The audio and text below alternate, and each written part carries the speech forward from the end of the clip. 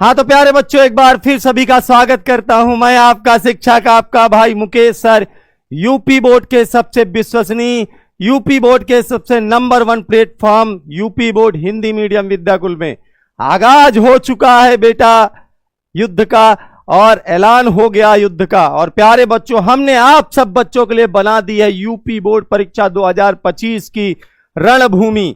तो पहली क्लास लेकर मैं आपका शिक्षक, आपका भाई आपके सामने आ चुका हूं मेरे भाई। और आज की इस क्लास में हम एक नया इतिहास बनाएंगे। आज की इस क्लास में 2025 के मेरे जितने छात्र छात्रा हैं यहां पर जो पढ़ रहे हैं, वो सब मेरे साथ मिलकर के एक नया इतिहास बनाएंगे, एक नया लाइव वाचिंग का इतिहास बनाने वाले हैं। तो प्यारे बच्चों, आप सभी फटाफट लाइव आ जाएं। और एक बार आप सभी से आग्रह करता हूं मेरे प्यारे बच्चों, आज के इस सेशन को पूरी ताकत लगा के शेयर करिएगा, क्योंकि आज ये यूपी बोर्ड की इतिहास की सबसे खतरनाक क्लास होने वाली है, सबसे ज्यादा बच्चों की प्यार देने वाली क्लास होने वाली है।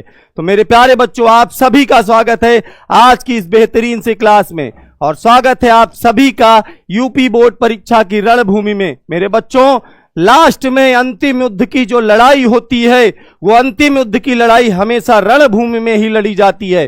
तो इसीलिए बेटा हमने आप सबके लिए बनाई है यूपी बोर्ड एग्जाम की रणभूमि। फटाफट सभी लोग लाइव आ जाओ। यहां से एक नए अध्याय की शुरुआत होगी, यहां से एक नए विजन की शुरुआत होगी, यहां से हमारे एक नए लक्ष्य की शुरुआत होगी। मेरे प्यारे बच्चों, आज के इस सेशन में आप सबका प्यार और सपोर्ट मुझे चाहिए, क्योंकि हमें दिखानी है power of UP board student, हमें दिखानी है पावर ऑफ विद्याकुल, हमें दिखानी है अपने उत्तर प्रदेश के इन प्यारे प्यारे बच्चों की पावर। मुझे आप सब पे बहुत भरोसा है मेरे बच्चों, आपने मेरी हर जगह हर एक बात मानी है, और आज उसी प्यार को एक बार फिर से दिखाना है। आज की ये जो क्लास है बेटा बहुत ज्यादा इंपॉर्टेंट है। आज की ये जो सीरीज मैं आपके सामने शुरू करने जा रहा हूं, ये आज तक इतिहास में किसी ने ना किया है, ना अभी जल्दी ऐसा कभी होगा। मेरे बच्चों, इसके लिए मैंने आपके इस क्लास के पहले की है मेहनत, और इस क्लास के पीछे की मेहनत अगले आने वाले 2 घंटे में मैं आपको समर्पित करके चला जाऊंगा। मैंने इन बच्चों के लिए ही जीवन भर काम किया है, और इन बच्चों को ही हमेशा सब कुछ देता रहा हूं। लेकिन मुझे आपसे एक छोटा सा प्यार चाहिए, आपसे मुझे बेटा इस समर्पण के पीछे एक छोटा सा प्यार चाहिए मेरे बच्चे, कि आज की ये जो क्लास है इसमें हम एक नया इतिहास लिखें। आज हम दिखा दें कि यूपी बोर्ड के बच्चे जिसको प्यार करते हैं उसके लिए कुछ भी कर सकते हैं। मेरे बच्चों, एक बार अपनी पूरी ताकत लगा के शेयर करिएगा। आप जितने बच्चे यहां पर लाइव आए हैं वो सब एक बच्चे को शेयर करेगा तो ये संख्या डबल ट्रिपल हो जाएगी, ये संख्या 3 गुनी हो जाएगी, 4 गुनी हो जाएगी। तो मेरे प्यारे बच्चों, एक बार अपनी पूरी ताकत लगा के शेयर करिएगा। अगले आने वाले 2 मिनट के अंदर आप सभी हर जगह शेयर करके चले आइए, हर जगह फैला दीजिए, आग की तरह फैला दीजिए मेरे भाई आज की इस क्लास को, और दिखा दीजिए अपनी ताकत, दिखा दीजिए पावर ऑफ विद्याकुल। मेरे प्यारे बच्चों, हम ही एक ऐसे थे जो आज से कई साल पहले यूपी बोर्ड को पढ़ाने शुरू किया था, लेकिन बच्चों के लिए हमेशा मैं खड़ा रहा, और आज फिर बेटा आपके सामने खड़ा हूं। और फिर एक बार कहता हूं आप सभी के लिए कि ये बेटा जो सीरीज शुरू हो रही है, ये जो सीरीज शुरू हो रही है मेरे प्यारे बच्चों, रणभूमि सीरीज, इसकी शुरुआत सबसे पहले हमने की थी, और इस सीरीज से पढ़ने वाले बच्चों को एग्जाम में निश्चित सफलता हमने दिलाई थी। इस वर्ष हमने आप सबके लिए फिर निर्णय लिया है कि हम रणभूमि स्टार्ट करेंगे। तो रणभूमि क्लास 12th फिजिक्स से शुरुआत करते हैं। आज ये पहली क्लास है मेरे प्यारे बच्चों, और आपने इस चैप्टर को पढ़ा तो बहुत होगा, बहुत सारे बच्चे ऐसे होंगे जिन्होंने इस चैप्टर को बहुत बार पढ़ा होगा, लेकिन मेरे प्यारे बच्चों, मैं आज आपको दिखाना चाहता हूं कि आखिर इस चैप्टर के पीछे की क्वालिटी क्या है, इस चैप्टर से किस तरह के प्रश्न आते हैं कि आप इस चैप्टर को 10 बार पढ़ने के बाद भी इस चैप्टर के सवाल गलत कर देते हो। यह आपको तब समझ में आएगा जब आप इस चैप्टर से पूछे गए पिछले 4 सालों के सवालों को देखोगे। भैया, आज मैं आपके सामने प्रूफ लेके आया हूं कि मैंने इस क्लास के पीछे क्या मेहनत की है। बेटा, ये 2-2 किताबें मैंने पूरी छान मारी है। 2-2 किताबों के अलावा बेटा 3-3, 4-4 ये क्वेश्चन बैंक मैंने आपके इस सेशन के लिए छान मारी है। प्यारे बच्चों, पिछले 10 साल के अनसॉल्व पेपर को हमने यहां पर आपकी इस क्लास के पहले पूरा एनालाइज किया है, और मैं दिखाऊंगा ये जितना आपको दिखा रहा हूं प्यारे बच्चों, इस सब में से कहीं से भी विद्युत आवेश तथा क्षेत्र इस चैप्टर का कोई भी एक क्वेश्चन नहीं छूटेगा। मैं वादे दावे के साथ कहता हूं मेरे बच्चे कि इस क्लास को करने के बाद जब आप अनसॉल्व के किसी भी साल का पेपर उठाओगे तो उस साल के पेपर में इस चैप्टर का एक क्वेश्चन नहीं छूटेगा। और आने वाले सभी चैप्टर की ऐसी ही क्लास लेके बेटा मैं आऊंगा और आप सबको वादा दिलाता हूं कि फिजिक्स में चाहे वो कॉन्सेप्ट हो, चाहे वो न्यूमेरिकल हो, चाहे वो प्रीवियस ईयर का, चाहे जितना हार्ड क्वेश्चन हो बेटा आपका सॉल्व हो जाएगा। बस आज की इस सेशन में मुझे आपकी तरफ से एक ऊर्जा चाहिए, आपकी तरफ से एक एनर्जी चाहिए, जिससे मैं इस क्लास में अपनी पूरी 100% समर्पण के साथ आपके सामने बेटा 2 घंटे तक लगातार पढ़ा पाऊं। मेरे प्यारे बच्चों, ये अनसॉल्व पेपर है, आप सब जानते हैं। जब भी आप इसको लेके बैठते हैं, इसका कोई पेपर सॉल्व करने बैठते हैं, तो आपको पता चलता है कि आपने चैप्टर को तो पढ़ रखा है, लेकिन इसके क्वेश्चन आप नहीं कर पाते हो, क्योंकि भैया पिछले 2-3 सालों से आपके एग्जाम में एनसीईआरटी पैटर्न लागू हो गया है। यूपी बोर्ड हर साल अपडेट होता चला जा रहा है, क्योंकि हमारे यूपी बोर्ड का बच्चा जेई और नीट जैसे एग्जाम में टॉप करता है। तो मेरे प्यारे बच्चों, आज उसी ताकत के साथ एक बार आपके सामने मैं फिर से आया हूं और बहुत ही डिटेल में आपको चैप्टर पढ़ाऊंगा। पहले मैं आपको दिखा दूं कि इस चैप्टर के पीछे मैंने कितनी आपके लिए मेहनत की है। बेटा इस चैप्टर के पीछे मैंने पिछले 5-4 सालों में हर टॉपिक से आए हुए प्रश्नों के बारे में एनालाइज किया, किस टॉपिक से कितने नंबर के प्रश्न आपके बन सकते हैं। इसके बाद प्यारे बच्चों, मैंने इस चैप्टर को बहुत ही कंपैक्ट तरीके से सेट किया कि आपको मैं अगले 2 घंटे के अंदर इस चैप्टर को पूर्ण रूप से कैसे निचोड़ कर पढ़ा दूं। इसके बाद फिर मैंने आपके आज की इस क्लास के लिए मेरे भाई पिछले 10 सालों से लगातार किस क्वेश्चन 2023 के सेट 7 में जो प्रश्न आया है, 2022 के सेट 1 में जो प्रश्न आया है, 2024 के सेट 2 में जो प्रश्न आया है, मैंने सारे प्रश्न रखे हैं। तो आज की क्लास में मेरे भाई मैं फिर से आपसे कहता हूं कि इस क्लास को पढ़ने के बाद आपको पहला चैप्टर नहीं पढ़ना। पहला चैप्टर आज के बाद आपको नहीं पढ़ना, एक एक क्वेश्चन हल कराऊंगा और ये वादा आपसे करता हूं कि पढ़ लोगे तो फिर इसके बाद बेटा आपको दोबारा कभी ये चैप्टर नहीं पढ़ना पड़ेगा। तो मेरे प्यारे बच्चों, फिर से आपसे कहता हूं कि एक बार शेयर करिएगा। आज के इस सेशन में आपको पावर ऑफ यूपी बोर्ड दिखानी है, पावर ऑफ विद्याकुल दिखानी है, और ये सीरीज बेटा इसी तरीके से कंटिन्यू चलेगी जब तक यूपी बोर्ड से पढ़ने वाले हर बच्चे को टॉपर नहीं बना देंगे। हर एक बच्चा जिसके पास पढ़ाई के संसाधनों की कमी है, जिसके पास किसी भी प्रकार की समस्या है, उस हर एक बच्चे को जब तक टॉपर नहीं बना देंगे तब तक ये तुम्हारा भाई बेटा दम नहीं लेगा। ठीक है, तो मेरे प्यारे बच्चों, आज की क्लास को मैं प्रारंभ करता हूं। सबसे पहले आपके काम की चीज पे आ जाता हूं। समय ज्यादा नहीं खराब करूंगा क्योंकि आपका समय बहुत कीमती है मेरे प्यारे बच्चों। ठीक है, ध्यान से देखिएगा, कॉपी पेन लेके बैठ जाइए और ध्यान से मेरी बातों को सुनिए, नोट करिए मेरे प्यारे बच्चों, और लगा दीजिए पूरी ताकत यूपी बोर्ड की। बेटा आज के सेशन में एक नया इतिहास लिख के जाएंगे हम सब, यही नहीं रुकेंगे बेटा। आज ये जितनी संख्या दिख रही है डबल होनी चाहिए मेरे प्यारे बच्चों। ठीक है, तो सबसे पहले बता दूं ये कल की क्लासेस है मेरे प्यारे बच्चों। आज चलिए शुरू करते हैं। पहले इस चैप्टर को एनालाइज कर लेते हैं कि इस चैप्टर में आपने जो पढ़ा है उसमें से कितने नंबर के क्वेश्चन बनते हैं। पहला टॉपिक विद्युत आवेश है बेटा, मैक्सिमम 2 नंबर का प्रश्न इससे पूछा जाएगा, इससे ज्यादा नहीं पूछा जाएगा। ये पिछले 10 सालों के पेपर को समझ करके मैंने बेटा ये आपके सामने एक चार्ट बनाया है। 2 नंबर का मैक्सिमम क्वेश्चन पूछा जाएगा, 1 नंबर का ऑब्जेक्टिव आएगा, और अगर लघु उत्तरी में आया तो 2 नंबर आपको दिलाएगा। प्यारे बच्चों, कूलाम का नियम, हर टीचर जब भी फिजिक्स पढ़ाना शुरू करता है तो पहले टॉपिक यही क्लियर करता है। कूलाम का नियम मेरे प्यारे बच्चों आपने पढ़ा है, मैक्सिमम 3 नंबर का क्वेश्चन आएगा, 1 नंबर का ऑब्जेक्टिव आ सकता है, 2 नंबर का प्यारे बच्चों लघु उत्तरी आएगा। मैं आपको पूरा चैप्टर बता दे रहा हूं, पहले आप समझ लीजिए, फिर मैं पढ़ाना शुरू करूंगा और फिर मैं इस चैप्टर के आपको पिछले साल के सारे सॉल्व करा दूंगा। ठीक है, विद्युत क्षेत्र एवं तीव्रता, बेटा ये जो टॉपिक है विद्युत क्षेत्र एवं तीव्रता, E बराबर F बाई क्यू नॉट, इसमें 3 नंबर के मैक्सिमम क्वेश्चन आ सकते हैं, 1 नंबर का ऑब्जेक्टिव हो सकता है, 2 नंबर के लघु उत्तरी प्रश्न हो सकते हैं। प्यारे बच्चों, विद्युत द्विध्रुव एवं आघूर्ण, विद्युत द्विध्रुव एवं आघूर्ण में अक्षीय एवं निरक्षीय स्थिति के तीव्रता वाले 2 डेरिवेशन हैं, इसलिए लॉन्ग क्वेश्चन आपका जो बनता है वो यहीं से बनता है 5 नंबर का। ठीक है, मैक्सिमम 6 नंबर का इस टॉपिक से प्रश्न आ सकता है, 6 नंबर का मैक्सिमम आ सकता है, 1 नंबर का ऑब्जेक्टिव, 2 नंबर का बेटा लघु उत्तरी और 5 नंबर तक के बेटा इस टॉपिक से आपके एग्जाम में विस्तृत उत्तरीय प्रश्न आ सकते हैं। ध्यान से इन चीजों को देखते रहिएगा और सेशन को शेयर कर दीजिएगा। बेटा एक बार फिर से आपसे कहता हूं, क्या यही ताकत है आपकी? क्या यही ताकत है आपकी? मेरे भाई, यूपी बोर्ड की यही ताकत है।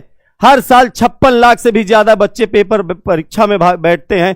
अगर आप अपने स्कूल के हर एक बच्चे को, अपने कोचिंग के हर एक बच्चे को शेयर करोगे तो आज की संख्या बेटा डबल हो जाएगी। ठीक है, चलिए आप सभी से बेटा मैं हमेशा इतना नहीं कहता शेयर करने के लिए, क्योंकि भगवान का दिया हुआ और मेरे बच्चों का दिया हुआ मेरे पास तो सब कुछ है ना। भगवान का और मेरे बच्चों का दिया हुआ मेरे पास सब कुछ है, बस आपके प्यार में कमी नहीं होनी चाहिए। विद्युत फ्लक्स की बेटा अगर मैं बात करूं तो 2 नंबर का टॉपिक है। 2 नंबर से ज्यादा इसमें से प्रश्न नहीं आते हैं प्यारे बच्चों। 1 नंबर का बहुविकल्पी आ सकता है, 2 नंबर के लघु उत्तरीय आ सकते हैं। गॉस की प्रमेय मैक्सिमम 3 नंबर आपको दिलाएगी। गॉस की प्रमेय मैक्सिमम आपको 3 नंबर दिलाएगी मेरे प्यारे बच्चों। ध्यान से समझते चलिए मेरी प्यारी बातें। ठीक, गॉस की प्रमेय के अनुप्रयोग यहां से लॉन्ग बनते हैं, यहां से लॉन्ग बनते हैं। 5 नंबर का गॉस की प्रमेय के अनुप्रयोग से प्यारे बच्चों ऑब्जेक्टिव प्रश्न नहीं बनता है। गॉस की प्रमेय से भी ऑब्जेक्टिव प्रश्न नहीं बनता है, ऑब्जेक्टिव प्रश्न नहीं बनता है। गॉस की प्रमेय के अनुप्रयोग से 5 नंबर का लॉन्ग क्वेश्चन बन सकता है, 5 नंबर का लॉन्ग क्वेश्चन बन सकता है। नोट करते रहो, इन सारी बातों को समझते चलो। और फिर लास्ट में आपको मैं टोटल ओवरऑल अगर इस चैप्टर का हिसाब किताब समझाऊं तो कुल मिला के भैया मैक्सिमम आपके एग्जाम में ये जो चैप्टर है 7 नंबर का आ सकता है, मैक्सिमम 7 नंबर का आ सकता है। और ये 7 नंबर आज आपके पक्के हो जाएंगे। भाई फिजिक्स का पेपर ही 70 नंबर का है, 70 में मैं एक क्लास से आपके 7 नंबर पक्के कर रहा हूं। मेरी 10 क्लास कर लो भैया, 70 पा जाओगे बाबू साहब, ईमानदारी से पा जाओगे। मैं चैलेंज करके कहता हूं कि आज ये चैप्टर आपको पढ़ा रहा हूं और ये चैप्टर पढ़ने के बाद जब तुम 6 मार्च को पेपर दे के आओगे तो इस चैप्टर का एक प्रश्न ऐसा नहीं होगा जो आज की क्लास से ना हो। जब आज की क्लास करने के बाद तुम अनसॉल्व पेपर उठाओगे तो ऐसा कोई प्रश्न नहीं होगा जो तुम्हें ना आता हो, क्योंकि सारे अनसॉल्व तो मैंने आज की क्लास में ही रख लिए हैं। तो मेरे प्यारे बच्चों जोर लगा के शेयर करिएगा आज की क्लास को, और इतिहास बनाना है। क्या यही ताकत है बच्चे तेरी? क्या यही ताकत है तुम्हारी मेरे प्यारे बच्चों? शेयर करिएगा एक बार जोर लगा के। ठीक है भैया, चलिए तो आपकी ये हो गई बेटा इस चैप्टर की मार्किंग। और फिर से आप सभी से कहता हूं, ये वही बच्चे हैं जो हम पे भरोसा किए हैं, ये वही बच्चे हैं जिनको हमने टॉपर बनाया है। 2024 की बोर्ड परीक्षा में बेटा 400 से ज्यादा हमने डिस्ट्रिक्ट और स्टेट टॉपर दिए हैं। इस वर्ष भी हमारा लक्ष्य है कि हम अपने बच्चों को 484, 482, 481, 481, 481, 477 ऐसे नंबर दिलाएं। क्या आपका खून नहीं खौलता इन बच्चों को देखकर? क्या आपके अंदर का बेटा वो इंसान नहीं जाग उठता है आपके अंदर का कि आप भी इस तरह से टॉपर बनो और अगले साल अपने मुकेश भैया की क्लास में आपकी ऐसी फोटो लगी हो? बेटा इंतजार है आप सभी का, आप सभी मेरे छोटे भाई बहनों का इंतजार है कि अगले साल जब मैं क्लास ले रहा हूं, ऐसे इसी दिन मैं जब अगले साल क्लास ले रहा हूं तो आप सबकी फोटो यहां पर लगी हो। आप सब टॉपर बन सकते हैं। बहुत ही साधारण परिवार के ये बच्चे हैं, इन्होंने टॉप किया है 481, 481, 477, 481। और मैं आपको इन बच्चों में एक बच्चा दिखा दूं जिसके फिजिक्स में 70 में 70 नंबर भी थे। ये बच्चा बहराइच जिले का है, अगर कोई बहराइच का होगा तो जरूर जानता होगा। बहराइच जनपद का 70 में 70, तो फिजिक्स जैसे सब्जेक्ट में 70 में 70 आ गया है। और प्यारे बच्चों फिर से आप सबसे बता दें, ये जो समय है बहुत महत्वपूर्ण है। बच्चा चैप्टर पे आएंगे, फटाफट चैप्टर पे आएंगे। ये जो समय है ये आपको इधर उधर की चीजें पढ़ने का नहीं है, ये समय आपको इंपॉर्टेंट टॉपिक्स पढ़ने का है। वो टॉपिक्स पढ़ने का है जो एग्जाम में आते हैं, जो बार बार पूछे जाते हैं। मेरे बच्चों आपको इस समय सब्जेक्टिव क्वेश्चन पढ़ने की जरूरत है, क्योंकि बेटा आप सबका पेपर जो है वो सब्जेक्टिव होता है। और सब्जेक्टिव पेपर की तैयारी आपको एक चीज और ध्यान देना है, राइटिंग प्रैक्टिस से की जाती है। बहुत सारे बच्चों को भ्रम होता है, कोई भी टॉपिक पढ़ लेते हैं तो उनको लगने लगता है कि मुझे आने लगा, लेकिन एग्जाम में अच्छा नहीं कर पाते हैं क्योंकि उन्होंने कभी लिख के प्रैक्टिस नहीं की है। तो बेटा लिख के प्रैक्टिस करनी पड़ेगी। मैं जितनी चीजें आज आपको पढ़ाऊंगा उसकी आप लिख करके प्रैक्टिस कीजिएगा, ठीक है? तो चलिए शुरू किया जाए बेटा आज की इस क्लास को बहुत ही बेहतरीन तरीके से। और प्यारे बच्चों ये सीरीज यही नहीं रुकेगी, ये सीरीज में कल बेटा आपके अंकित भैया की क्लास है। मेंशन करिएगा अपनी प्यारे सभी शिक्षकों को प्यारे बच्चों, अंकित भैया की कल क्लास है और इसके अलावा कल आपके संकल्प सर की क्लास है प्यारे बच्चों। ये सीरीज लगातार इसी तरह चलती रहेगी, ठीक है। चलो मेरे प्यारे बच्चों आ जाते हैं इस चैप्टर में, और फिर से कहता हूं पहले आने वाले 1 घंटे तक हम चैप्टर को पढ़ेंगे। आने वाले 1 घंटे तक मेरे प्यारे बच्चों हम चैप्टर को पढ़ेंगे और फिर हम देखेंगे कि क्या इस चैप्टर के प्रश्न हमसे बन पाते हैं या नहीं बन पाते हैं, ठीक है। तो अब थोड़ा सा हम लोग धैर्यपूर्वक पढ़ना स्टार्ट करते हैं, धैर्यपूर्वक पढ़ना स्टार्ट करते हैं। कॉपी पेन ले लो, नोट करते रहो चीजों को, ठीक है भाई। चलिए आज की क्लास को प्रारंभ करते हैं मेरे प्यारे बच्चों। 6 मार्च की संपूर्ण तैयारी, पहली यूनिट है फिजिक्स की वैद्युत, जिसमें बेटा आपका स्थिर वैद्युत की इलेक्ट्रोस्टैटिक्स के अंतर्गत आपके 2 चैप्टर आते हैं। चैप्टर नंबर 1 वैद्युत आवेश तथा क्षेत्र और चैप्टर नंबर 2 स्थिर वैद्युत की, और दूसरी यूनिट है वैद्युत चालन। ये बेटा यूनिट जो बनाई गई है इसमें हम चार्ज के बारे में पढ़ते हैं। किसके बारे में पढ़ते हैं प्यारे बच्चों? चार्ज के बारे में पढ़ते हैं, आवेश के बारे में पढ़ते हैं। हम एक आवेश को रख दें और रख करके उसके गुणों के बारे में पढ़ें। मेरी बात को ध्यान से समझिए, एक आवेश को मैं यहां पर रख दूं और रखे हुए आवेश के गुणों के बारे में पढ़ूं तो वो जो यूनिट बनती है उसको इलेक्ट्रोस्टैटिक्स कहते हैं, स्थिर वैद्युतिकी बोलते हैं। स्थिर वैद्युतिकी का मतलब ही है प्यारे बच्चों स्थिर आवेश का अध्ययन, ठीक है। दूसरा है वैद्युत चालन, यहां पे थोड़ा गलत लिखा है, वैद्युत चालन। वैद्युत चालन का मतलब होता है किसी गतिमान आवेश के बारे में पढ़ना। तो शुरू के 2 चैप्टर में आप एक आवेश को स्थिर करके उसकी पढ़ाई करेंगे, उसके बारे में पढ़ेंगे। अगला जो चैप्टर होगा, तीसरा जो चैप्टर होगा, उसमें आप गतिमान आवेश के बारे में पढ़ेंगे, ठीक है जी। तो ये बातें आपको समझ में आ गई होंगी मेरे प्यारे बच्चों, ठीक है। रिकॉर्ड बनाना है, बिल्कुल रिकॉर्ड बनाना है भैया। आज मुझे तो उम्मीद थी कि 10,000 से भी ज्यादा विद्यार्थी मेरे क्लास में आज जुड़ेंगे, 10,000 से ज्यादा बच्चे मेरे क्लास में आज जुड़ेंगे, लेकिन ये क्या ताकत दिखा रहे हो बेटा तुम लोग, बेइज्जती करा दिए यार, दिल तोड़ दिया मेरा तुमने बेटा, है ना। चलो चलो जी, तो क्लास को बेटा आगे बढ़ाते हैं। तो हम लोग जो पढ़ने जा रहे हैं वो इलेक्ट्रोस्टैटिक्स का पहला चैप्टर है वैद्युत आवेश तथा क्षेत्र। प्यारे बच्चों सबसे पहले हम लोग इस चैप्टर में पढ़ना स्टार्ट करते हैं वैद्युत आवेश के बारे में। वैद्युत आवेश क्या है बेटा? वैद्युत आवेश किसी वस्तु का गुण है, किसी वस्तु का गुण है। ध्यान समझिए, जैसे इस कलम को हम अपने इन सूखे बालों में रफ करके कागज के छोटे छोटे टुकड़ों के पास ले जाते हैं तो उन कागज के टुकड़ों में एक हलचल उत्पन्न हो जाती है। क्या होता है बच्चों? जब हम इस पेन को अपने बालों पर रगड़ करके कागज के छोटे छोटे टुकड़ों के पास ले जाते हैं तो उन टुकड़ों में एक हलचल उत्पन्न हो जाती है। पहले ये पेन ऐसा नहीं करता था, पहले मैं ले जाता था पेन ऐसा नहीं करता था, लेकिन जब मैंने अपने बालों पर रफ करके पेन के इसके पास ले गया तो वो हलचल उत्पन्न हो गई। ये उन टुकड़ों को अपनी ओर आकर्षित करने लगा, उनको दूर भगाने लगा। इसके अंदर एक गुण आ गया, इसके अंदर एक गुण आ गया। क्या गुण आ गया? कि ये वस्तुओं को अपनी ओर आकर्षित कर रहा है, वस्तुओं को अपने से दूर भगा रहा है। तो बेटा वो जो गुण आ जाता है उसी गुण का नाम है वैद्युत आवेश। वैद्युत आवेश किसी वस्तु का गुण है जिसके कारण वस्तुएं वैद्युत बल का आरोपित करती हैं या अनुभव करती हैं। वैद्युत बल किसी दूसरी वस्तु पर आरोपित करती हैं या उसका अनुभव करती हैं। मेरे प्यारे बच्चों फटाफट करके, समय कम है, पॉइंट से याद रखिए। वैद्युत आवेश अदिश राशि है, ठीक है। समान आवेश के बीच में प्रतिकर्षण और विपरीत आवेश में आकर्षण लगता है। क्वांटाइज होता है, मतलब बता रहा हूं क्वांटाइज का क्या होता है, ठीक है। एक बात याद रखना, इसे हम Q से प्रदर्शित करते हैं। किससे प्रदर्शित करते हैं प्यारे बच्चों? Q से प्रदर्शित करते हैं, आवेश को Q से प्रदर्शित करते हैं, ठीक है। आवेश को किससे प्रदर्शित करते हैं? आवेश को Q से प्रदर्शित करते हैं। आवेश बेटा 2 प्रकार के होते हैं। मैंने क्या कहा कि जैसे आप एक वस्तु को रगड़ते हो दूसरी वस्तु में, ठीक है, तो उसके अंदर आवेश आ जाता है, उसके अंदर एक गुण आ जाता है जो आवेश है। देखो कहानी पूरी समझना, आवेश के उत्पन्न होने की कहानी पूरी समझो। जैसे एक ऑब्जेक्ट बेटा A है और दूसरा ऑब्जेक्ट बेटा B है, यानी एक वस्तु A है और दूसरी वस्तु B है। हमने दोनों को आपस में पकड़ के रगड़ दिया, दोनों को आपस में पकड़ के रगड़ दिया। तो मेरे भाई एक बात समझना, जो वस्तुएं होती हैं ये कई अणुओं से मिलकर बनी होती हैं, अणु परमाणुओं से मिलकर बने होते हैं और उनके भीतर क्या होते हैं? एक नाभिक, और नाभिक के चारों ओर बेटा इलेक्ट्रॉन होते हैं। क्या होते हैं? इलेक्ट्रॉन होते हैं। नाभिक होता है, नाभिक के चारों ओर बताओ कक्षाओं में क्या होते हैं? इलेक्ट्रॉन होते हैं। सामान्य अवस्था में कोई भी वस्तु, बेटा थोड़ा सा शेयर करोगे तो 6000 पार हो जाएंगे। ठीक है, बहुत देर से मैं ये संख्या देख के परेशान हूं। ठीक है, तो जब सामान्य अवस्था में बेटा क्या होता है कि वस्तु में जितने इलेक्ट्रॉन है उतने ही प्रोटॉन होते हैं। जैसे इसमें 10 इलेक्ट्रॉन है तो 10 प्रोटॉन होंगे।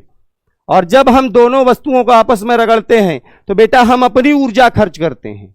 हम अपनी ऊर्जा खर्च करते हैं। हमारे द्वारा खर्च की गई जो ऊर्जा है वो इस इलेक्ट्रॉन को मिलती है, बाहरी कक्षा का जो इलेक्ट्रॉन है इसको मिलती है। और यहां से इलेक्ट्रॉन निकलकर दूसरे वस्तु में चला जाता है, दूसरी वस्तु के कक्षा में चला जाता है। ठीक है जी। अच्छा, जब यहां से इलेक्ट्रॉन चले गए, मान लो एक इलेक्ट्रॉन चला गया, इसके पास 11 इलेक्ट्रॉन बचे, 12 प्रोटॉन है। इसके पास एक इलेक्ट्रॉन आ गया तो 11 इलेक्ट्रॉन हो गए, लेकिन 10 प्रोटॉन है। अब जो है मामला बेटा डिसबैलेंस हो गया। अब जो मामला है प्यारे बच्चों वो डिसबैलेंस हो गया। नंबर ऑफ इलेक्ट्रॉन और नंबर ऑफ प्रोटॉन कम ज्यादा हो गए हैं। एक वस्तु जिस पर प्रोटॉन ज्यादा हो गए हैं, इलेक्ट्रॉन की कमी हो गई है, यह वस्तु जो है ये धन आवेशित हो जाएगी। ये वस्तु कैसी हो जाएगी? धन आवेशित हो जाएगी। और जिस वस्तु में इलेक्ट्रॉन चले गए हैं, जो इस वस्तु में इलेक्ट्रॉन ज्यादा हो गए हैं, वो वस्तु ऋण आवेशित हो जाएगी। एक बात ध्यान देना प्यारे बच्चों, आप सबको पता होगा कि 3 प्रकार के कण परमाणु में रहते हैं। प्रोटॉन जिस पर धन आवेश होता है, इलेक्ट्रॉन जिस पर ऋण आवेश होता है, और न्यूट्रॉन जो कि किसी काम का नहीं है, न्यूट्रॉन पे कोई चार्ज नहीं है। ठीक है प्यारे बच्चों, ध्यान समझते रहिए। तो हमने वही चीज यहां पर लिखी है कि धन आवेश तब आएगा जब इलेक्ट्रॉन निकलेंगे, द्रव्यमान में कमी होगी। बच्चों इलेक्ट्रॉन के पास द्रव्यमान भी होता है। कितना होता है? 9.1 10⁻³ kg। ठीक है, ऋण आवेश तब आता है जब वस्तु में इलेक्ट्रॉन आते हैं, वस्तु में इलेक्ट्रॉन प्रवेश करते हैं, और ऋण आवेश के कारण, इलेक्ट्रॉन के आने के कारण द्रव्यमान में सदैव वृद्धि होती है। द्रव्यमान में सदैव क्या होती है प्यारे बच्चों? वृद्धि होती है। आपको सारी बातें समझ में आ रही होंगी। इसे बेटा आप चाहो तो फाइनल नोट्स बना लो। जैसे मैं आज की क्लास में आपके 2025 की बोर्ड परीक्षा का फाइनल रिवीजन कराने आया हूं। इस चैप्टर का इसके बाद रिवीजन नहीं करना है तो आप इसकी एक फाइनल नोट्स बना सकते हैं। आवेश के बारे में इतनी बातें आपको समझ में आ गई होंगी। प्यारे बच्चों, आवेश का मात्रक आपसे पूछता है Q बराबर IT। आवेश का मात्रक नहीं पूछता, आपसे पूछता है आवेश का सबसे बड़ा मात्रक। ऑब्जेक्टिव में आवेश का सबसे छोटा मात्रक। तो प्यारे बच्चों यहां देखो, Q बराबर IT से इसका मात्रक हो जाता है एम्पियर सेकेंड, या इसका मात्रक होता है कूलाम। कूलाम ने आवेश संबंध में एक नियम बताया था, तो एमकेएस प्रणाली में इसके मात्रक ये होते हैं। सीजीएस प्रणाली में बेटा इसका मात्रक होता है एसयू, या इसका एक मात्रक होता है फैराडे। एसयू या फैराडे ये दोनों होते हैं सीजीएस पद्धति में। एक इसका मात्रक होता है एमयू और इसका एक मात्रक होता है, अच्छा सॉरी गड़बड़ हो गया, यहां होता है एसयू या फ्रैंकलिन। ठीक है, एमयू या फैराडे। ठीक है ये, लेकिन ये दोनों किसी पद्धति में नहीं है। इन सभी मात्रकों में सबसे बड़ा मात्रक है बेटा फैराडे। सबसे बड़ा मात्रक प्यारे बच्चों क्या है? सबसे बड़ा मात्रक क्या है? यह प्रश्न याद रखना, यह एग्जाम में पूछ लेता है। एक फैराडे सबसे बड़ा मात्रक है। एक फैराडे में 96,500 कूलाम होते हैं। 96,500 कूलाम होते हैं प्यारे बच्चों। ठीक है, अच्छा आवेश की विमा क्या होगी? तो आवेश की विमा AT होती है। Q बराबर IT से आप निकाल लोगे, AT होगी। इसके बाद आते हैं मूल आवेश क्या होता है? मूल आवेश होता है प्यारे बच्चों किसी वस्तु में जो न्यूनतम आवेश हो सकता है। किसी वस्तु में जो न्यूनतम आवेश हो सकता है उसी को हम मूल आवेश कहते हैं। कम से कम इसके भीतर जितना आवेश हो सकता है उसी को मूल आवेश कहते हैं। और वो होता है इलेक्ट्रॉन का आवेश। वो होता है इलेक्ट्रॉन का आवेश जिसकी वैल्यू होती है प्यारे बच्चों 1.6 10⁻⁻19 कूलाम, जिसकी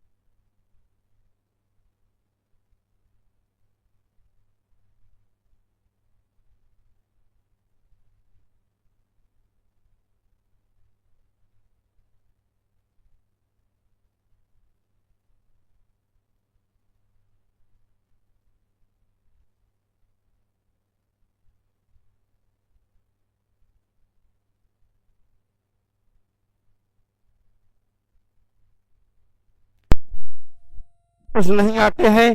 प्रश्न शुरू होता है यहां से। आवेश की क्वांटम प्रकृति पर एक सवाल आपसे कभी कभी ऑब्जेक्टिव क्वेश्चन में पूछ लिया जाता है। आवेश की क्वांटम प्रकृति पर कभी कभी एक सवाल आपसे ऑब्जेक्टिव में पूछ लिया जाता है। भैया आपकी संख्या बिल्कुल थोड़ा सा कम है मेरे प्यारे बच्चों। आवाज की दिक्कत है क्या? सही है, ठीक है। तो प्यारे बच्चों आवाज आ रही है? जल्दी से आप सभी बता दे आवाज आ रही है। आवाज की दिक्कत तो नहीं है? अभी एक बार आप सभी बता दे आवाज आ रही है। भैया शेयर करो। ये देखो, जब बड़े बड़े साधु महात्मा, हमारे पुराणों में लिखा है, हमारे वेद ग्रंथों में लिखा है कि जब बड़े बड़े साधु महात्मा यज्ञ करने लगते थे तो वहां पे जो राक्षस लोग थे, वो राक्षस लोग रहते थे, वो राक्षस लोग आके उस यज्ञ को भंग करने की कोशिश करते थे। हम भी रणभूमि बनाए हैं, हम बच्चों के लिए यज्ञ करना शुरू कर दिए हैं, हम बच्चों के लिए यज्ञ करना शुरू कर दिए हैं। और यज्ञ करते करते देख रहे हो ये बेटा हमारे पास बाधाएं आ रही हैं, लेकिन मेरे बच्चों का प्यार है, मेरे बच्चों का प्यार है। ये बेटा यज्ञ कहीं से भी परेशान नहीं हो सकता। ठीक है, शेयर करते रहिएगा। खुशी बढ़ती जानी चाहिए, समय के साथ लगना चाहिए कि जो कल था उससे बेहतर आज है, और जो आज है उससे बेहतर कल होगा। खुशी बढ़ती जानी चाहिए। प्यारे बच्चों शेयर करिए दबा के एक बार कि आज 10,000 का आंकड़ा पार हो जाए। जितने हो एक लाओगे 10,000 हो जाएगा। चलिए, आवेश की क्वांटम प्रकृति क्या कहती है? बेटा आपने क्या जाना कि एक वस्तु से इलेक्ट्रॉन निकलेगा, दूसरी वस्तु में जाएगा, वस्तुएं आवेशित हो जाएंगी, है ना। एक वस्तु इलेक्ट्रॉन निकलेगा, दूसरी वस्तु में जाएगा, वस्तुएं आवेशित हो जाएंगी। यानी या तो इलेक्ट्रॉन की कमी होगी या तो इलेक्ट्रॉनों की अधिकता होगी और वस्तुएं आवेशित होती हैं। ठीक है, इलेक्ट्रॉन के कारण। तो भैया एक वस्तु से इलेक्ट्रॉन निकलेगा तो या तो एक निकलेगा, या तो दो निकलेगा, या तो तीन, या तो चार। 4.5 इलेक्ट्रॉन नहीं निकलेगा, 3.5 नहीं निकलेगा, है ना। क्वांटम प्रकृति यही समझाना चाहती है कि किसी भी वस्तु में जो आवेश होता है वो इलेक्ट्रॉन के आवेश का पूर्ण गुणज होता है। पूर्ण गुणज का मतलब कि एक इलेक्ट्रॉन के आवेश के बराबर, 2 इलेक्ट्रॉन के आवेश के बराबर, 3 इलेक्ट्रॉन के आवेश के बराबर। इस प्रकार से जो आवेश होता है वो इलेक्ट्रॉनों के मूल आवेश का पूर्ण गुणज। इससे एक फार्मूला आता है कि मान लो कोई वस्तु है जिसका आवेश Q है।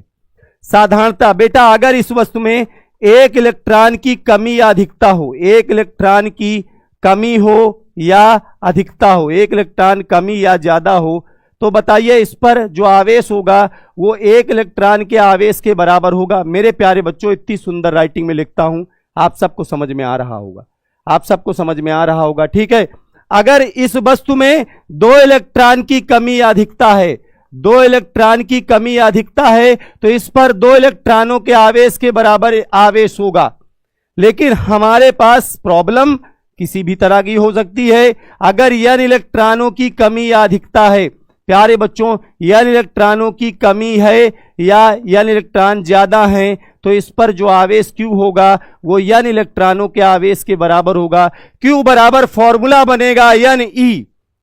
ठीक है, अच्छा जी। इस पर एक सवाल आता है और आप सब कभी कभी गलत करके चले आते हो मेरे भाई। तुम लोग हो तो बहुत अच्छे, लेकिन उसको गलत कर देते हो। देखना, सवाल आता है कि बहुत बार आया और बच्चों ने गलत किया। सवाल आता है एक कूलाम आवेश में, एक कूलाम आवेश में इलेक्ट्रॉन की संख्या। एक सवाल आता है कि एक कूलाम आवेश में इलेक्ट्रॉन की संख्या क्या होगी। प्यारे बच्चों ये सवाल एग्जाम में आता है, आप इसे कैसे हल करेंगे ध्यान से देखिएगा, ध्यान से देखिएगा। यहां जो आवेश Q का मान दिया है वो 1 कूलाम दिया है और आपसे पूछ क्या रहा है, आपसे नंबर ऑफ इलेक्ट्रॉन पूछा गया है, नंबर ऑफ इलेक्ट्रॉन पूछा गया है। सवाल नहीं, ये हलवा है, लेकिन इसको बच्चे कर नहीं पाते क्योंकि बच्चे हमारे कलुआ हैं। ठीक है, चलिए Q बराबर 1 कूलाम, n का मान आपसे पूछा गया है। भैया Q बराबर यानी फॉर्मूला लगाते हैं, Q का मान 1, n का मान नहीं जानते, E का मान 1.6 10⁻⁻19 रखते हैं।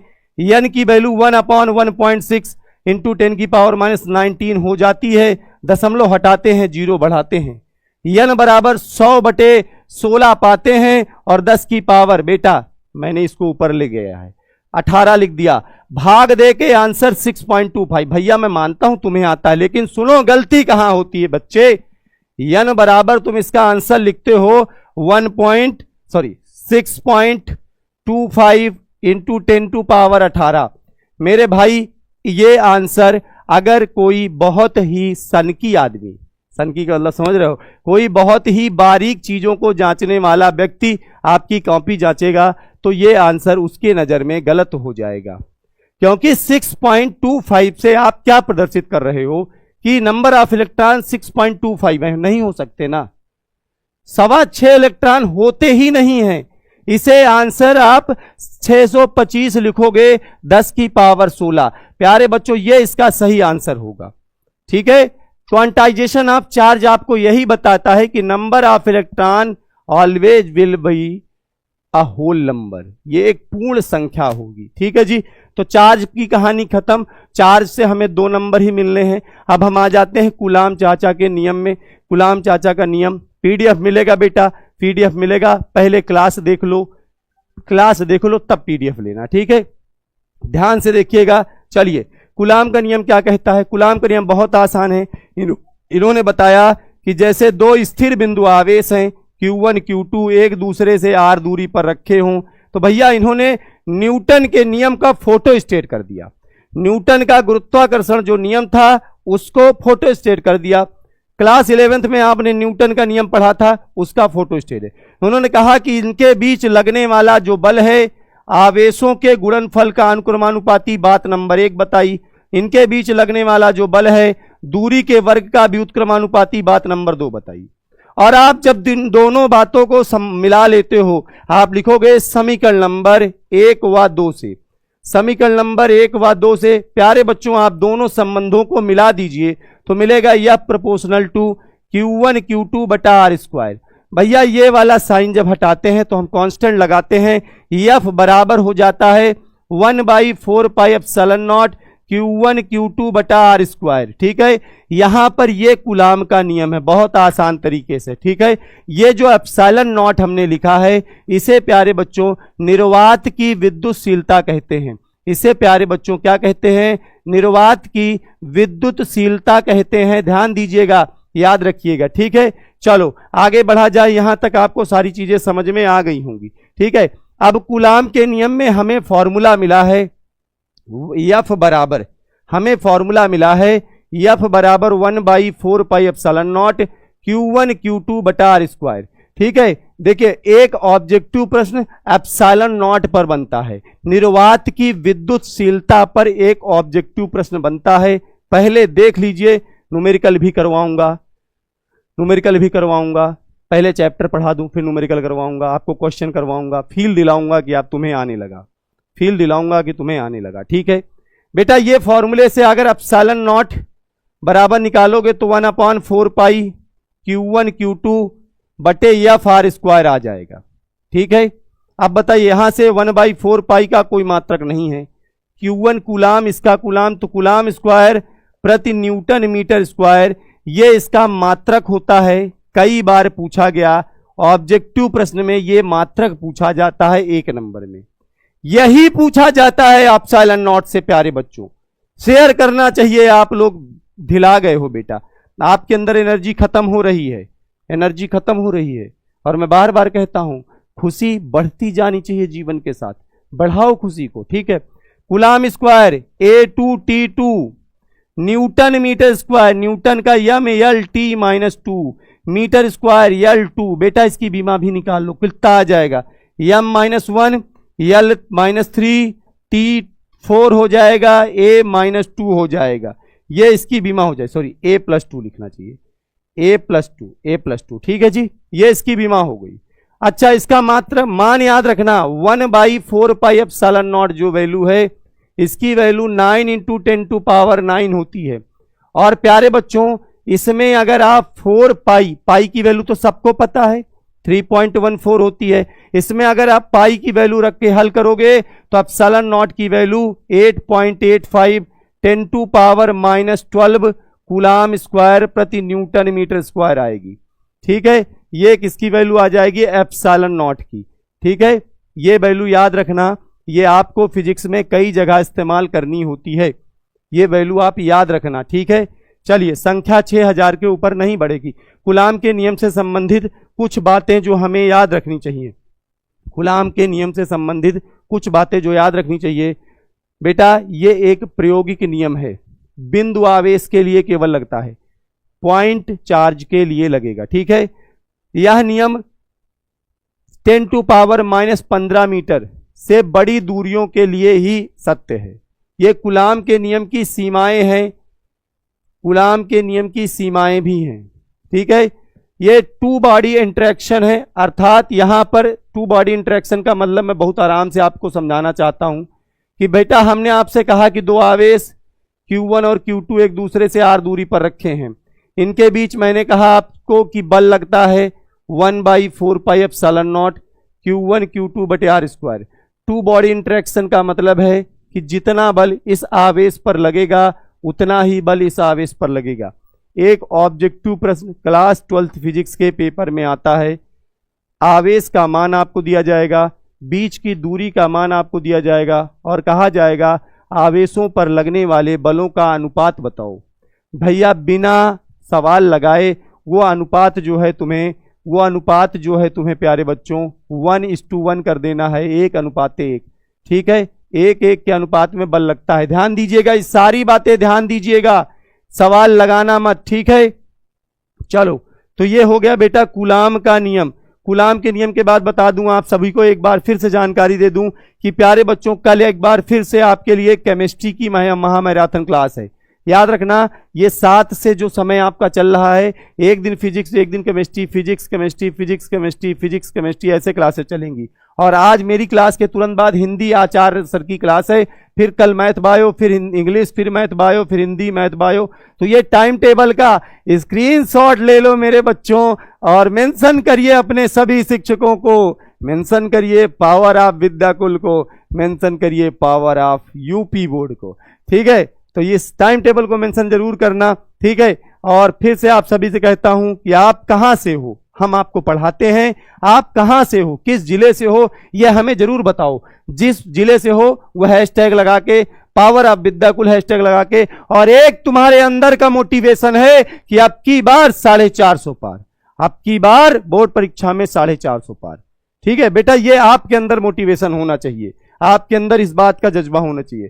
कूलाम के नियम का सदिश रूप कूलाम के नियम का बहुत आसान है, लोग इसको कठिन बता देते हैं, बच्चे डर जाते हैं, पर मेरे रहते नहीं डर सकते बेटा, क्योंकि जब तक मैं खड़ा हूं तुम्हारे लिए, जब तक तुम्हारा भाई, तुम्हारा मुकेश भैया यहां खड़ा है, तब तक बेटा फिजिक्स की टेंशन नहीं लेनी है। फिजिक्स हमसे है, हम फिजिक्स से नहीं हैं। हमने 12 साल खर्च किए हैं अपने, हमारे ये बाल पक गए हैं बेटा फिजिक्स पढ़ाते पढ़ाते। तो मेरे प्यारे बच्चों, आपको फिजिक्स हमसे पढ़नी है, टेंशन नहीं लेना है भाई, ठीक है। चलो, तो दो आवेश Q1 Q2 के बीच में कूलाम के नियम का सदिश रूप बताता हूं, आप ध्यान से देखिएगा प्यारे बच्चों। यहां पर पहले आवेश पर जो बल लगता है दूसरे आवेश के द्वारा, सदिश नियम का मतलब, सदिश रूप का मतलब होता है भाई, हमें कूलाम का नियम क्या बताता है, आवेशों के बीच बल का मान बताता है। और बताइए बल कैसी राशि है? बल प्यारे बच्चों सदिश राशि है। बल कैसी राशि है? बल प्यारे बच्चों सदिश राशि है। यानी अगर हम बल को दिशा के साथ निरूपित कर दें तो वही जो बनेगा वो कूलाम के नियम का सदिश रूप बनेगा। तो देखिए यहां पर अगर मान लीजिए दोनों धन आवेश हैं तो दोनों एक दूसरे को प्रतिकर्षित करते हैं और विपरीत आवेश एक दूसरे को आकर्षित करते हैं। तो अगर दोनों धन आवेश हैं तो पहले आवेश पर दूसरे आवेश के द्वारा लगने वाले बल को हम F12 से लिखते हैं। वो किधर लगेगा? इधर की ओर, और ये हम वेक्टर लगा देंगे। अब देखो ये वाला जो आवेश है इस पर ये आवेश उधर बल लगाएगा। भाई साहब फिजिक्स को समझो और फील करो, याद नहीं करो, फिजिक्स को समझो। ये जो दूसरा आवेश है, दोनों धन आवेश है, इस पर प्रतिकर्षण का बल लगेगा तो दोनों आवेश एक दूसरे को प्रतिकर्षित उधर करेंगे। तो दूसरे आवेश पर पहले आवेश के द्वारा लगा बल, जिसको हम F21 से लिखते हैं। किससे लिखते हैं भैया? F21 से लिखते हैं। यहां मैं इनका मतलब लिखे दे रहा हूं। F12 का मतलब है, आप सदिश नियम को ऐसे ही लिखेंगे, सदिश रूप आपको ऐसे ही लिखना है। F12 का मतलब हुआ पहले आवेश पर बल, F12 का मतलब हुआ प्यारे बच्चों पहले आवेश पर बल दूसरे के कारण, दूसरे के कारण, पहले आवेश पर बल दूसरे के कारण, ठीक है जी। अच्छा, उसके बाद F21 का मतलब आप समझ लीजिए, F21 का मतलब होता है प्यारे बच्चों, देखिए जो पहले लिखा है उस पर बल लगता है, जो बाद में लिखा है उसके द्वारा बल लगता है। F21 का मतलब हुआ दूसरे आवेश पर बल, F21 का मतलब हुआ दूसरे आवेश पर बल, दूसरे आवेश पर बल किसके द्वारा भैया? पहले के कारण, पहले के कारण, ठीक है, पहले के कारण। आप ध्यान देखिएगा, अब आप ध्यान से मेरी बातों को समझिएगा। जैसे मैं F12 का फॉर्मूला लिखूंगा, F12 का मतलब हुआ पहले पर बल दूसरे के कारण, ठीक है। F12 का मैं जब फॉर्मूला लिखूंगा तो फॉर्मूला वही रहेगा 1/4 pi epsilon not Q1 Q2 बटे R स्क्वायर। मेरे प्यारे बच्चों, अब आपको ये देख करके, इधर तो आपने वेक्टर लगा दिया, या आपको सदिश लगने लगा, लेकिन इधर जो मैंने परिमाण लिखा है इसमें किसी भी राशि के ऊपर वेक्टर नहीं लगा है, यह आपको सदिश नहीं लग रही है, यह आपको सदिश नहीं लग रहा है। तो देखिए अब वेक्टर किसे बनाओगे भाई? Q1 Q2 तो अदिश राशि है, इनको वेक्टर जबरदस्ती बना नहीं सकते हो। वेक्टर आपको दो तरीका होता है, या तो आप किसी भी क्वांटिटी के ऊपर, किसी भी राशि के ऊपर एरो लगा दो, दूसरा तरीका होता है एक हमारे पास फ्री का वेक्टर है जिसको प्यारे बच्चों हम यूनिट वेक्टर कहते हैं। क्लास 11th में आपको पढ़ाया गया हो, ना पढ़ाया गया हो तो मेरी बात ध्यान से समझिएगा। एक होता है वेक्टर, एक होता है यूनिट वेक्टर। यूनिट वेक्टर बेटा उसे कहते हैं जिसका परिमाण एक होता है, आप कहीं भी उसका गुणा करा दो उसके परिमाण में फर्क नहीं पड़ेगा, उसको लगा देने से वो जो स्केलर क्वांटिटी है वो ओवरऑल एक वेक्टर क्वांटिटी बन जाती है। तो हम लोग F12 जब निकालेंगे परिमाण यही रहेगा, बगल में एक R12 का यूनिट वेक्टर लगा देते हैं, R12 का कैप यानी यूनिट वेक्टर लगा देंगे, ये पूरा बेटा क्या हो जाएगा? कूलाम के नियम का सदिश रूप। F21 लिखोगे परिमाण यही रहेगा, R21 का यूनिट वेक्टर लगा देना। समझ में आई बात प्यारे बच्चों? बता दो समझ में आ रही है? एक बार आप सबके कमेंट आने चाहिए प्यारे भाई, जितने लोग पढ़ रहे हो, मेरे भाई मेरी बहन जितने भाई लोग पढ़ रहे हैं सब लोग कमेंट करिएगा और बताइए आपको समझ में आ रहा है। मेहनत लगी है मेरे भैया, आज की क्लास के पीछे मेहनत लगी है, ठीक है। चलो भाई समझ में आ रहा है मेरे प्यारे भाई। अब हम लोग चलते हैं विद्युत क्षेत्र क्या है, विद्युत क्षेत्र क्या है और विद्युत क्षेत्र की तीव्रता क्या है। बहुत आराम से चलेंगे, लास्ट के जो लोग अभी जा रहे हैं वो ध्यान दें कि लास्ट के बेटा 15 मिनट 20 मिनट में हम लोग इस पूरे चैप्टर के अनसॉल्व क्वेश्चन भी करने वाले हैं और आप देखेंगे कि आज इस लेक्चर के बाद आपको अनसॉल्व का एक एक क्वेश्चन आ रहा है, एक एक क्वेश्चन प्यारे बच्चों आपको आ रहा है। विद्युत क्षेत्र क्या होता है? तो भैया जैसे यहां पर कोई आवेश रखा है या एक से ज्यादा आवेश रखे हैं, एक आवेश रखा है या एक से ज्यादा आवेश रखे हैं, तो इसके चारों ओर एक ऐसा क्षेत्र बन जाता है जहां तक ये दूसरे आवेश पर बल लगा सकता है। भाई मैं यहां पर आवेश रखूंगा ये बल लगाएगा, इससे थोड़ा और दूर ले जाऊंगा ये बल लगाएगा लेकिन कम लगाएगा, थोड़ा और दूर ले जाऊंगा बल और कम लगाएगा। जितना इससे मैं दूर जाता जाऊंगा लगने वाले बल का मान कम हो जाएगा। एक ऐसा समय आएगा कि इसका प्रभाव खत्म हो चुका होगा, उस इलाके के बाद इसके द्वारा कोई बल नहीं लगेगा। इलाका तो वैसे कुत्तों का होता है, लेकिन बेटा यहां पर इलाका आवेशों का भी होता है, इलाका आवेशों का भी होता है, ठीक है जी। तो किसी आवेश के चारों ओर का वह क्षेत्र जहां तक हम किसी दूसरे आवेश को रखें तो ये जो आवेश है इसके बल का अनुभव करे, इसके प्रभाव का अनुभव करे, उसे हम क्या कहते हैं? वैद्युत क्षेत्र कहते हैं। बहुत आराम समझो, कोई आवेश के चारों ओर का ऐसा क्षेत्र जहां तक इसके प्रभाव का अनुभव हो, इसके बल का अनुभव हो, उसे हम वैद्युत क्षेत्र कहेंगे, ठीक है। यही बात मैंने यहां पर लिखी है, ठीक है, ध्यान दीजिएगा। अब वैद्युत क्षेत्र तो हमने समझ लिया, लेकिन अगली राशि आती है वैद्युत क्षेत्र की तीव्रता। वैद्युत क्षेत्र की तीव्रता ध्यान समझिएगा। तो प्यारे बच्चों जैसे एक आवेश रखा है, इसके चारों ओर हमने आपसे कहा कि एक ऐसा क्षेत्र है जहां तक इसका प्रभाव है, जहां तक इसके द्वारा किसी भी बल का अनुभव हो सकता है।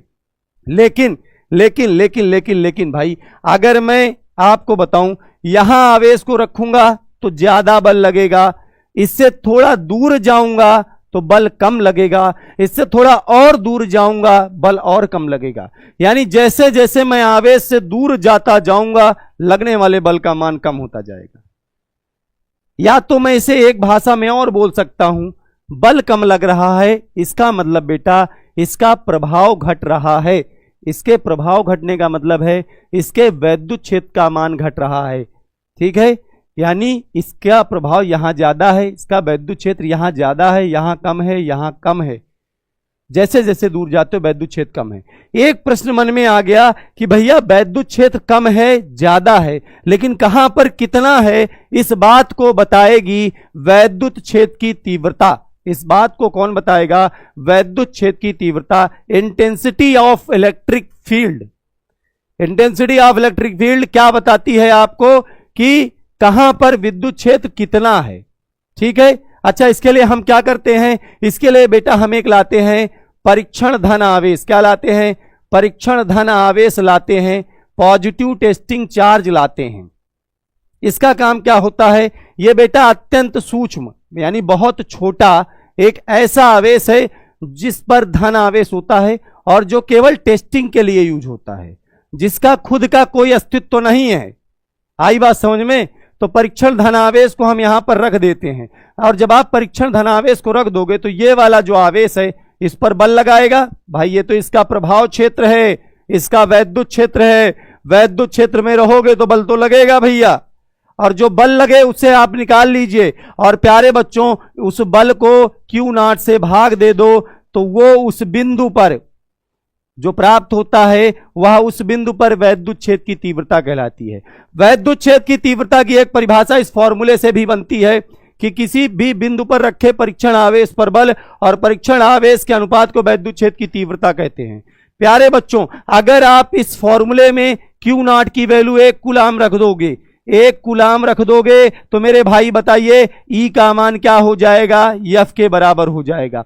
यानी अगर एकांक परीक्षण आवेश है, 1 कूलाम का परीक्षण आवेश है, तो उस पर जितना बल लगेगा उसी को वैद्युत क्षेत्र की तीव्रता कहेंगे। परिभाषाएं हैं कई प्रकार से बन सकती हैं। मेरे भाई फिजिक्स को याद नहीं करते हैं, फिजिक्स को समझते हैं, फिजिक्स को फील करते हैं। हम अपनी क्लास में पढ़ा रहे हैं, हमारे बगल में कोई कुछ कर रहा हो हमें नहीं पता चलता, क्योंकि हम फिजिक्स की दुनिया में खो जाते हैं। और आप कहते हैं कि ये सब्जेक्ट कठिन है।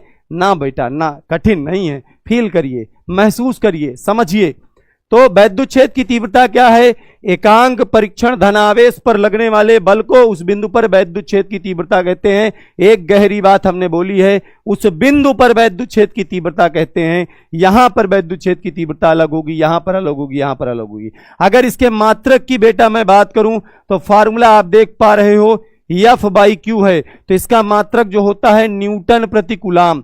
क्या मात्रक होता है? न्यूटन प्रति कूलाम होता है। विमा मेरे प्यारे बच्चों आप सब निकाल लोगे। कुछ काम अपने से करिए, कुछ करिए, कुछ करिए, कुछ तो करिए, है ना? कुछ करिए, विमा आप निकाल लोगे। दिशा के बारे में ध्यान लो, दिशा के बारे में जान लो। देखो भाई अगर ये धन आवेश होगा तो बल बाहर की ओर लगेगा, यानी धन आवेश से दूर होती है। इसकी जो दिशा है प्यारे बच्चों धन आवेश से दूर होती है, और जब हम ऋण आवेश के कारण वैद्युत क्षेत्र की तीव्रता ज्ञात कर रहे होते हैं तो ऋण आवेश की ओर होती है, ऋण आवेश की ओर होती है। इस बात का विशेष ध्यान देना, ऋण आवेश की ओर होती है, धन आवेश से दूर होती है, ऋण आवेश की ओर होती है। ठीक है, वैद्युत क्षेत्र की तीव्रता क्लियर है बेटा? क्लियर है? पढ़ाई पे ध्यान दो, डिस्ट्रिक्ट टॉपर बनो, स्टेट टॉपर बनो, तुम्हारे जीवन का यही लक्ष्य है। आ रही बात समझ में? अब वैद्युत क्षेत्र की तीव्रता के बाद अगला एक डेरिवेशन आ गया है, बिंदु आवेश के कारण विद्युत क्षेत्र की तीव्रता। फटाफट करेंगे भैया। डेरिवेशन में तो मेरा बच्चा, डेरिवेशन में मेरा बच्चा किसी से पीछे नहीं रहता है, कहता है छाती ठोक के कहता है कि मुकेश भैया से फिजिक्स पढ़ के आए हैं, डेरिवेशन तेरी ऐसी की तैसी, है ना? तो भैया यहां पर एक बिंदु आवेश Q मान लेते हैं, इससे r दूरी पर माना कोई बिंदु P है जहां हमें विद्युत क्षेत्र की तीव्रता ज्ञात करनी है। जहां हमें विद्युत क्षेत्र की तीव्रता ज्ञात करनी है, हम क्या लिखेंगे? माना एक परीक्षण धनावेश Q है, माना एक परीक्षण धनावेश Q है जिससे r दूरी पर कोई बिंदु P है जहां हमें विद्युत क्षेत्र की तीव्रता ज्ञात करनी है। कुछ बच्चे कहते हैं सर जी इसे लिखा दिया करिए। मेरे भाई ध्यान से समझिए, इसको आप अपनी भाषा में लिखना शुरू करिए। इसका कोई नियम नहीं है कि जैसा किताब में लिखा है वैसे आपको लिखना है। इसमें आपने जिस तरह से चित्र बनाया वैसे आप लिख दीजिए। आपने चित्र बनाया कि एक परीक्षण धनावेश Q लिया, से r दूरी पर एक बिंदु P लिया जहां आपको विद्युत क्षेत्र की तीव्रता ज्ञात करनी है। अब आप समझिए, अभी आपने कॉन्सेप्ट पढ़े हैं कि विद्युत क्षेत्र की तीव्रता के लिए हम एक परीक्षण आवेश Q नॉट लाते हैं, यहां पर रख देते हैं और उस पर लगने वाले बल का मान निकालते हैं। तो आप रखोगे परीक्षण आवेश Q नॉट पर बल, परीक्षण आवेश, भाई मेरे साथ करिए डेरिवेशन, परीक्षण आवेश Q नॉट पर बल। और बेटा एक बात बता दूं, मेरे जो डेरिवेशन कराने का तरीका है वो थोड़ा सा किताब से अलग हो सकता है क्योंकि मैंने इस पर काम किया है। मैं बहुत सारे डेरिवेशन किताब में बहुत कठिन तरीके से दिए हुए हैं, लेकिन उन डेरिवेशन को भी मैं बहुत आसान बना देता हूं। तो अगर किताब से अलग लगे तो घबराना नहीं, तुम्हारा नंबर कोई नहीं काटेगा, तुम्हारा भाई खड़ा है। उसे गलत नहीं कहते, उसे आसान कहते हैं। उसके लिए फिजिक्स में डूबना पड़ता है और हमने फिजिक्स में डुबकियां लगाई हैं बेटा, ठीक है। फिजिक्स हमसे है, हम फिजिक्स से नहीं। परीक्षण आवेश Q नॉट पर बल, बेटा सबसे पहले बल निकालने के लिए आप कूलाम का नियम लगाओगे, 1/4πε0 Q1 Q2 बटे r स्क्वायर, यही फॉर्मूला लगाओगे। बताइए बल F बराबर 1/4πε0, पहला आवेश Q है, दूसरा आवेश Q नॉट है, बीच की दूरी r स्क्वायर, समीकरण नंबर 1। पहला आवेश Q है, दूसरा आवेश Q नॉट है, बीच की दूरी बताओ कितनी है बेटा? बीच की दूरी r स्क्वायर है। बताइए यहां तक सारी चीजें आपको समझ में आ रही हैं कि नहीं आ रही हैं? समझ में आ रही हैं कि नहीं आ रही हैं भैया? पावर ऑफ विद्या कुल। हाँ जी भैया, मन लगा के पढ़ाई करो, IAS OAS बनो, अभी तो तुम टॉपर ओपर बनो। चलिए बल आ गया। अब बल के बाद आपको विद्युत क्षेत्र की तीव्रता निकालने का फॉर्मूला आपको पता है कि E बराबर F/Q नॉट। लिखेंगे बिंदु P पर विद्युत क्षेत्र की तीव्रता, बिंदु P पर विद्युत क्षेत्र की तीव्रता। बेटा मैं आप सबसे एक बात कहना चाहता हूं कि सब्र बनाए रहना। आज के 3 घंटे 2 घंटे के बाद मैं आपको ये चैप्टर पढ़ने के लिए कभी नहीं कहूंगा, कभी नहीं कहूंगा, क्योंकि मैंने इस चैप्टर का आज पूरा निचोड़ रखा है। पहले पढ़ाऊंगा, फिर पिछले 4 साल के सारे क्वेश्चन रखे हैं आपको अभी दिखाऊं। बार बार मेरी क्लास डिस्टर्ब हो जाती है, दिखा देता हूं बेटा आपको। पिछले 4 सालों के मैंने सारे क्वेश्चन रख रखे हैं, याद देख लीजिए। 2023 के सेट 4 में 346 VV में ये प्रश्न आया था। अभी मैं करके दिखाऊंगा आपको कि बेटा बताओ हो पा रहा है नहीं। विद्युत फ्लक्स का मात्रक सेट 4 में 2024 के 23 के पेपर में 346 VV में 1 नंबर में आया था। तो इस चैप्टर का काम खत्म। इस चैप्टर से आज जब पढ़ लेना तो बोलना टाटा बाय बाय, जाओ टाटा बाय बाय, खत्म, ठीक है। तो बेटा परेशान नहीं होना, थोड़ा सब्र रखना पड़ेगा। लेकिन कुछ लोगों को बेटा चुल्ल मची है, वो लोग यहां पढ़ेंगे फिर चल देंगे, फिर वहां देखेंगे, यहां झांकेंगे। तो भैया ऐसे बच्चों को कौन ही समझाए। तो मेरे प्यारे बच्चों, धैर्य रख करके कॉपी पेन लेकर के मेरी बातों को नोट करो और इसके बाद आप ये जो अनसॉल्व आता है, जिसको पढ़ करके तुम्हारी रूह कांप जाती है बेटा, इसको आप सॉल्व करना, इसको सॉल्व करना कोई भी सेट का पेपर उठा करके, ठीक है। चलो चलो भाई, तो यहां से विद्युत क्षेत्र की तीव्रता के लिए हमें फॉर्मूला पता है, E बराबर F/Q नॉट। F/Q नॉट से हमें विद्युत क्षेत्र की तीव्रता का फॉर्मूला पता है, E बराबर F/Q नॉट से F का ये मान रख दो समीकरण नंबर 1 से F का मान बताओ 1/4πε0 Q नॉट बटे R स्क्वायर के बटे में Q नॉट। Q नॉट से Q not cancel, Q not से Q नॉट कैंसिल। बताइए विद्युत क्षेत्र की तीव्रता का फॉर्मूला आप सबके सामने हाजिर है, 1/4πε0 Q बटे R स्क्वायर। समझ में आया? याद रहेगा, बिंदु आवेश के कारण विद्युत क्षेत्र की तीव्रता इसके बाद बेटा एक प्रश्न थ्योरेटिकल आता है, वैद्युत बल रेखाएं क्या हैं या वैद्युत क्षेत्र रेखाएं क्या हैं। पीडीएफ आपको दे दूंगा, आप पढ़ते रहें मन लगा के, आप पढ़ते रहें मन लगा के और अपने अंदर की खुशी को बढ़ाते रहें। ठीक है, खुशी बढ़ती जानी चाहिए जीवन के साथ, हर दिन लगना चाहिए कि जो कल था उससे बेहतर आज है। खुशी बढ़ती जानी चाहिए, शेयर बढ़ते जाने चाहिए, क्लास में बच्चे बढ़ते जाने चाहिए, संख्या बढ़ती जानी चाहिए, सब कुछ बढ़ता जाना चाहिए प्यारे बच्चों। विद्युत बल रेखाएं या विद्युत क्षेत्र रेखाएं क्या हैं मेरे बच्चे। अगर हमने यहां पर एक आवेश रख दिया है तो हमें पता है इसके चारों ओर एक विद्युत क्षेत्र बन जाता है, विद्युत क्षेत्र बन जाता है, हर बिंदु पर विद्युत क्षेत्र बन जाता है। लेकिन अगर कहीं पर मुझे विद्युत क्षेत्र की दिशा पता करनी हो, विद्युत क्षेत्र की दिशा पता करनी हो, मान तो हमने निकाल लिया, अगर यहां पर मुझे पता करना है विद्युत क्षेत्र कहां है, तो मैं एक परीक्षण आवेश Q0 को रख दूंगा, देखूंगा उस पर बल लग रहा है जिसके कारण वो विद्युत क्षेत्र, वो आवेश इधर जा रहा है, यहां पर रख दूंगा, देखूंगा इधर जा रहा है, यहां पर रख दूंगा, देखूंगा इधर जा रहा है, यहां पर मैं विद्युत आवेश को रखूंगा, परीक्षण आवेश को, देखूंगा इधर जा रहा है, यहां रखूंगा इधर जा रहा है। तो बेटा परीक्षण आवेश को हम इसके चारों ओर रख करके एक काल्पनिक रेखाओं का वक्र बनाते हैं। मेरी भाषा को समझो मेरे मोहन प्यारे, हम परीक्षण आवेश को रख करके एक काल्पनिक रेखाओं का वक्र बनाते हैं, उसी वक्र को कहते हैं वैद्युत बल रेखा। विद्युत क्षेत्र में मुक्त रूप से छोड़े गए एकांक परीक्षण धनावेश के द्वारा बनाए गए विद्युत क्षेत्र, बनाए गए विद्युत पथ को ही वैद्युत क्षेत्र रेखा कहते हैं। लिख लोगे अपनी भाषा में, लिखो किसी आवेश के चारों ओर खींची गई वे काल्पनिक रेखाएं जो उसके विद्युत क्षेत्र को प्रदर्शित करती हैं, उन्हें हम विद्युत क्षेत्र रेखा या विद्युत बल रेखा कहते हैं। मेरे भाई ये बात आपको समझ में आ गई होगी। चलिए आगे बढ़ा जाए, ठीक है, आगे बढ़ा जाए, मन लगा के पढ़ाई करो, ठीक है। और पावर ऑफ विद्याकुल तो आज आपने दिखा दिया, आज मेरे बच्चों ने दिखा दिया कि पावर ऑफ विद्याकुल क्या है।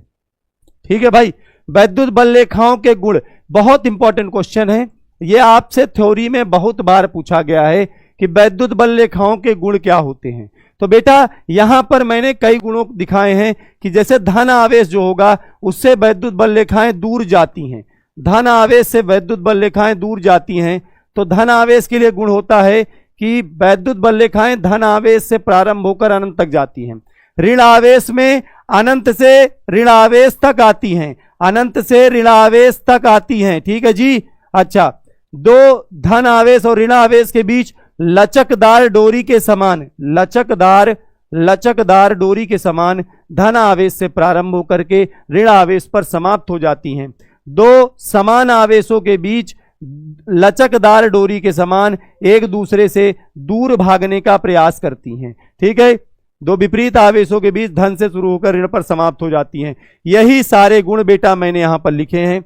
आप एक बात ध्यान देना, आपसे वैद्युत बल रेखा का गुण पूछेगा, आप 5-7 गुण लिख दीजिएगा कि धन आवेश से प्रारंभ होकर ऋण आवेश पर समाप्त होती हैं, सतत होती हैं, किसी बिंदु पर स्पर्श रेखा खींचोगे तो दिशा को व्यक्त करेगा, सदैव चालक सतह के लंबवत होती हैं, बंद लूप नहीं बनाती हैं, विद्युत क्षेत्र रेखाएं चालक के भीतर नहीं होती हैं।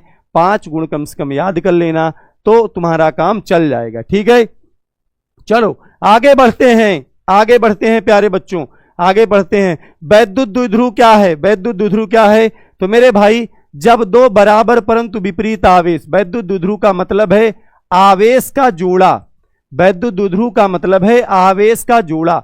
जब दो बराबर परंतु विपरीत आवेश एक दूसरे से अल्प दूरी पर रखे हों तो ये जो निकाय बनता है, ये जो व्यवस्था बनती है, ये जो सिस्टम बनता है, इसको हम लोग क्या कहते हैं? वैद्युत द्विध्रुव कहते हैं। ठीक है। अच्छा, वैद्युत द्विध्रुव के बाद हम लोग समझने वाले हैं वैद्युत द्विध्रुव आघूर्ण। मेरे बच्चों पढ़ाई पे ध्यान दो, पढ़ाई पे ध्यान दो, दुनियादारी में ध्यान ना दो। इन्हीं बच्चों का पेपर है 80-90 दिन के बाद।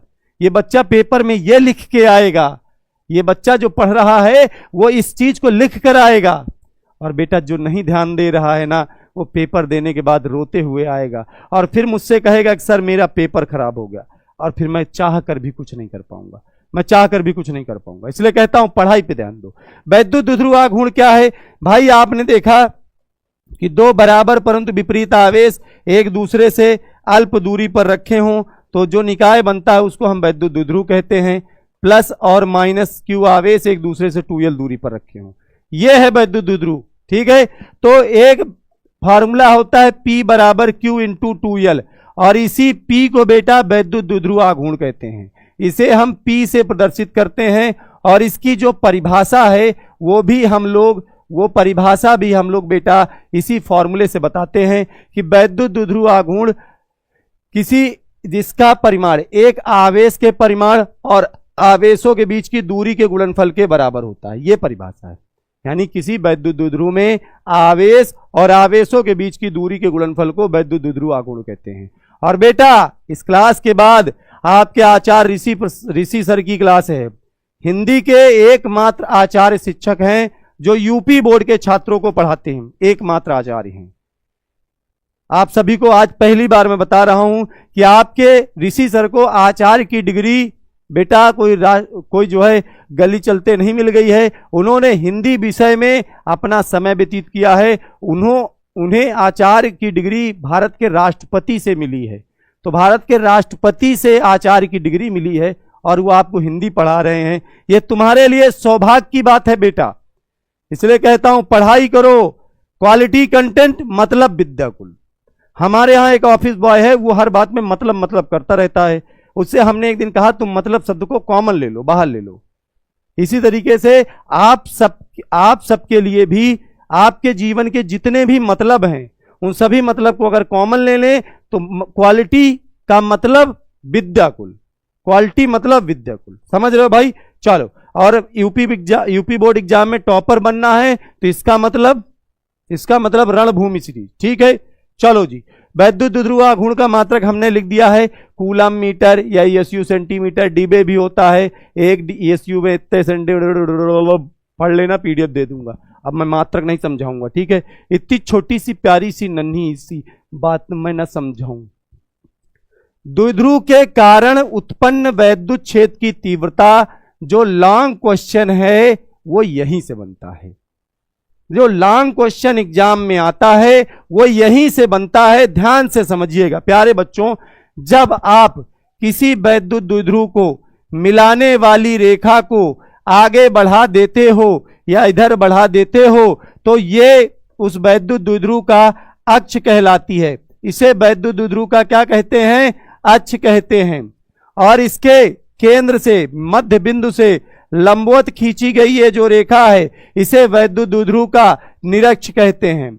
इसे वैद्युत द्विध्रुव का निरक्ष कहते हैं। दो बहुत ही फेमस, बहुत ही ज्यादा इंपॉर्टेंट फॉर्मूले डेरिवेशन आपके एग्जाम में आते हैं। अक्षीय स्थिति में तीव्रता या अनुदैर्ध्य स्थिति में तीव्रता, एक निरक्षीय स्थिति में तीव्रता। तो मेरे प्यारे बच्चों आपको दोनों आने चाहिए, लॉन्ग क्वेश्चन यहीं से बनता है। ठीक है, चलिए जी, तो इनको हम एक बार करते हैं। आप सभी भी एक बार रिवाइज कर लें कि आप इन्हें कितनी मिनट में कर पाते हैं। बहुत सारे बच्चों को ये आता होगा क्योंकि बच्चा क्लास 12 फिजिक्स पढ़ने से पहले दिन ही इस डेरिवेशन को करता है। तो चलिए इसको करते हैं और फटाफट करेंगे और बहुत ही आसान तरीके से करेंगे, बहुत ही आसान तरीके से। प्यारे बच्चों, ये एक आवेश है, मान लीजिए एक ये आवेश है, माइनस क्यू आवेश है, इससे कुछ दूरी पर प्लस क्यू आवेश है। दोनों के बीच का जो डिस्टेंस है वो 2l है। ठीक है, इसके केंद्र से r दूरी पर, यहां पर इसके अक्ष पर, यहां पर कोई बिंदु P है जहां मुझे वैद्युत क्षेत्र की तीव्रता ज्ञात करनी है। अब देखिए ये जो चित्र मैंने बनाया है, जैसे जैसे मैंने बनाया है वैसे वैसे मैं चीजों को लिख दूंगा। मैं क्या लिखूंगा कि माना एक विद्युत द्विध्रुव जिसका आवेश Q है, के अक्ष पर r दूरी पर कोई बिंदु P है जहां वैद्युत क्षेत्र की तीव्रता ज्ञात करनी है, जहां पर वैद्युत क्षेत्र की तीव्रता ज्ञात करनी है। प्यारे बच्चों, इसका तरीका क्या है कि पहले आप इस आवेश के कारण वैद्युत क्षेत्र की तीव्रता निकाल लें। भैया ये दूरी l होगी और इधर ये वाली दूरी भी l होगी क्योंकि टोटल 2l है, उसकी आधी l इधर, l इधर। तो पहले आप माइनस क्यू आवेश के कारण तीव्रता निकालें। देखिए माना फलाना एग्जाम में लिखना होगा, मैं यहां नहीं लिख रहा हूं तो तुम ये गलती मत करना, तुम्हें लिखना पड़ेगा। ठीक है, चलो भाई, तो क्या लिखोगे, माना, माना मैंने बोल दिया, लिख लेना, ठीक है। माइनस क्यू आवेश के कारण विद्युत क्षेत्र, बताओ माइनस क्यू आवेश के कारण विद्युत क्षेत्र की तीव्रता जब आप निकालोगे, E बराबर 1/4 पाई एप्सिलॉन नॉट क्यू बटे आर स्क्वायर से। देखो भैया फिजिक्स को पंडित जी भी पढ़ाते हैं, पढ़ा के दिखाएं पंडित जी स्टाइल में, नई फिजिक्स। चलो नहीं, आज पढ़ाएंगे, आज नहीं पढ़ाएंगे पंडित जी। इसकी वैद्युत क्षेत्र की तीव्रता E1 मानो, इसकी वैद्युत क्षेत्र की तीव्रता बेटा E2 मानो। ध्यान से देखना, तो आप जब E1 निकाल रहे होगे तो 1/4 पाई एप्सिलॉन नॉट, आवेश का मान Q है, चिन्ह में नहीं रखना, ये बात ध्यान देना। वैद्युत क्षेत्र की तीव्रता के फॉर्मूले में कभी भी आवेश का मान चिन्ह में नहीं रखते हैं, नहीं रखते हैं, ठीक है। ये रामायण में भी कहा गया, महाभारत में भी। इससे दूरी कितनी है, R प्लस यल, दूरी R प्लस यल का स्क्वायर, समीकरण नंबर 1, समीकरण नंबर 1, ठीक है। अब आप प्लस क्यू आवेश का तीव्रता निकाल लें, प्लस क्यू आवेश के कारण तीव्रता, प्लस क्यू आवेश के कारण तीव्रता, बताइए E2 बराबर 1/4 पाई एप्सिलॉन नॉट, आवेश का मान है प्लस क्यू, दूरी बेटा यहां से R में से यल घटा दो तो दूरी R माइनस यल का स्क्वायर, समीकरण नंबर, मेरे बच्चे समीकरण नंबर इसको 2 मान लेते हैं। अब देखिए ये तीव्रता 2 निकल आई हैं, इनका आपको परिणामी चाहिए। परिणामी के लिए बेटा इनकी डायरेक्शन होती है, ये ऋण आवेश है, ऋण आवेश की तीव्रता सदैव ऋण आवेश की ओर होती है, E1 की डायरेक्शन ये होगी। धन आवेश है, धन आवेश का तीव्रता धन आवेश से दूर होती है, E2 की डायरेक्शन ये होगी। आप चित्र देख के बता दो मेरे भाई कि इन दोनों का परिणामी कैसे आएगा, इन दोनों का परिणामी घटा देने से आएगा। तो आप यहां पर लिखोगे परिणामी विद्युत क्षेत्र या परिणामी तीव्रता E बराबर क्या करना होगा, दोनों को घटाना होगा, बड़े से छोटे को घटाना होगा। E2 बड़ा है भाई, ये R माइनस यल ये बड़ा, ये R प्लस यल ये छोटा, देखो इसके बी अपोजिट है ना, तो E2 से घटा देते हैं E1 को, ठीक है। E बराबर E2 और E1 में दोनों में 1/4 पाई एप्सिलॉन नॉट, देखो दोनों में है, इसमें भी है और इसमें भी है, मैंने इसको कॉमन ले लिया और Q को भी कॉमन ले लिया, Q भी है दोनों में, इसमें भी और इसमें भी, बचेगा 1/R माइनस यल का स्क्वायर माइनस 1/R प्लस यल का स्क्वायर। जो बच्चा मुझसे पहले सॉल्व कर ले कमेंट कर देना भाई, मैं मान लूंगा कि मेरा चेला मुझसे स्मार्ट है, ठीक है। चलो तो E बराबर प्यारे बच्चों आ जाएगा 1/4 पाई एप्सिलॉन नॉट Q, और ब्रैकेट में बताइए एलसीएम दोनों का क्या आएगा, R माइनस यल का स्क्वायर इंटू R प्लस यल का स्क्वायर, क्या आएगा R माइनस यल का स्क्वायर इंटू R प्लस यल का स्क्वायर। बेटा ध्यान से देखिए, ध्यान से देखिए, ध्यान से देखिए, इसका गुणा इसमें, इसका गुणा इसमें, R प्लस यल का स्क्वायर यहां आ गया, माइनस हो जाएगा R माइनस यल का स्क्वायर। भाई साहब इस डेरिवेशन को लोग कहते हैं कि कठिन है, लोगों का काम है कहना, और बेटा लेकिन हमारे लिए कठिन नहीं है। देखो जी E बराबर 1/4 पाई एप्सिलॉन नॉट Q, ठीक है। बताओ नीचे देखिए ध्यान से, दोनों पे स्क्वायर लगा है, R plus l into R minus l लिख के मैं होल स्क्वायर लिख दूं, और यहां पर A square minus B square का फॉर्मूला लगा दूं, A plus B A minus B, एक बार R प्लस यल में R माइनस यल को जोड़ दूं, और एक बार R प्लस यल में इसको घटा दूं, माइनस R प्लस यल। मेरे बच्चे ध्यान से देखिए, क्लास 12th की फिजिक्स बहुत आसान है, घबराना नहीं है। यहां से देखिए यल से यल कैंसिल, R से R कैंसिल, तो क्या हो गया E बराबर 1/4 पाई एप्सिलॉन नॉट, ये हो गया मेरे बच्चे 2R इंटू 2L बटे में R स्क्वायर माइनस यल स्क्वायर का होल स्क्वायर। और भैया मैं फिर से कहता हूं बेटा, ये कोई एक दिन की क्लास नहीं है, 2025 के बच्चों के लिए इस तरह की क्लासेस मैं लगातार लेके आऊंगा। 10 क्लास में मेरा आपसे वादा है कि फिजिक्स में 70/70 बेटा यहीं से मिलेगा, और केवल फिजिक्स में ही नहीं कहता हूं, हर विषय की जिम्मेदारी हमारी है, आपके विद्याकुल परिवार की है, हर विषय की जिम्मेदारी है, क्योंकि लगातार हमने टॉपर दिए हैं और इस वर्ष भी हम टॉपर देंगे। इस वर्ष हमारा वादा है कि आपको 1000 से भी ज्यादा डिस्ट्रिक्ट और स्टेट टॉपर देखने यही प्लेटफॉर्म से मिलने वाले हैं, फिर से मिलेंगे। मन लगा के पढ़ाई करते रहो, जोश में कमी नहीं होनी चाहिए बेटा, पढ़ते रहो। अब तुम्हारे लिए सब कुछ दे दिया है, ठीक है।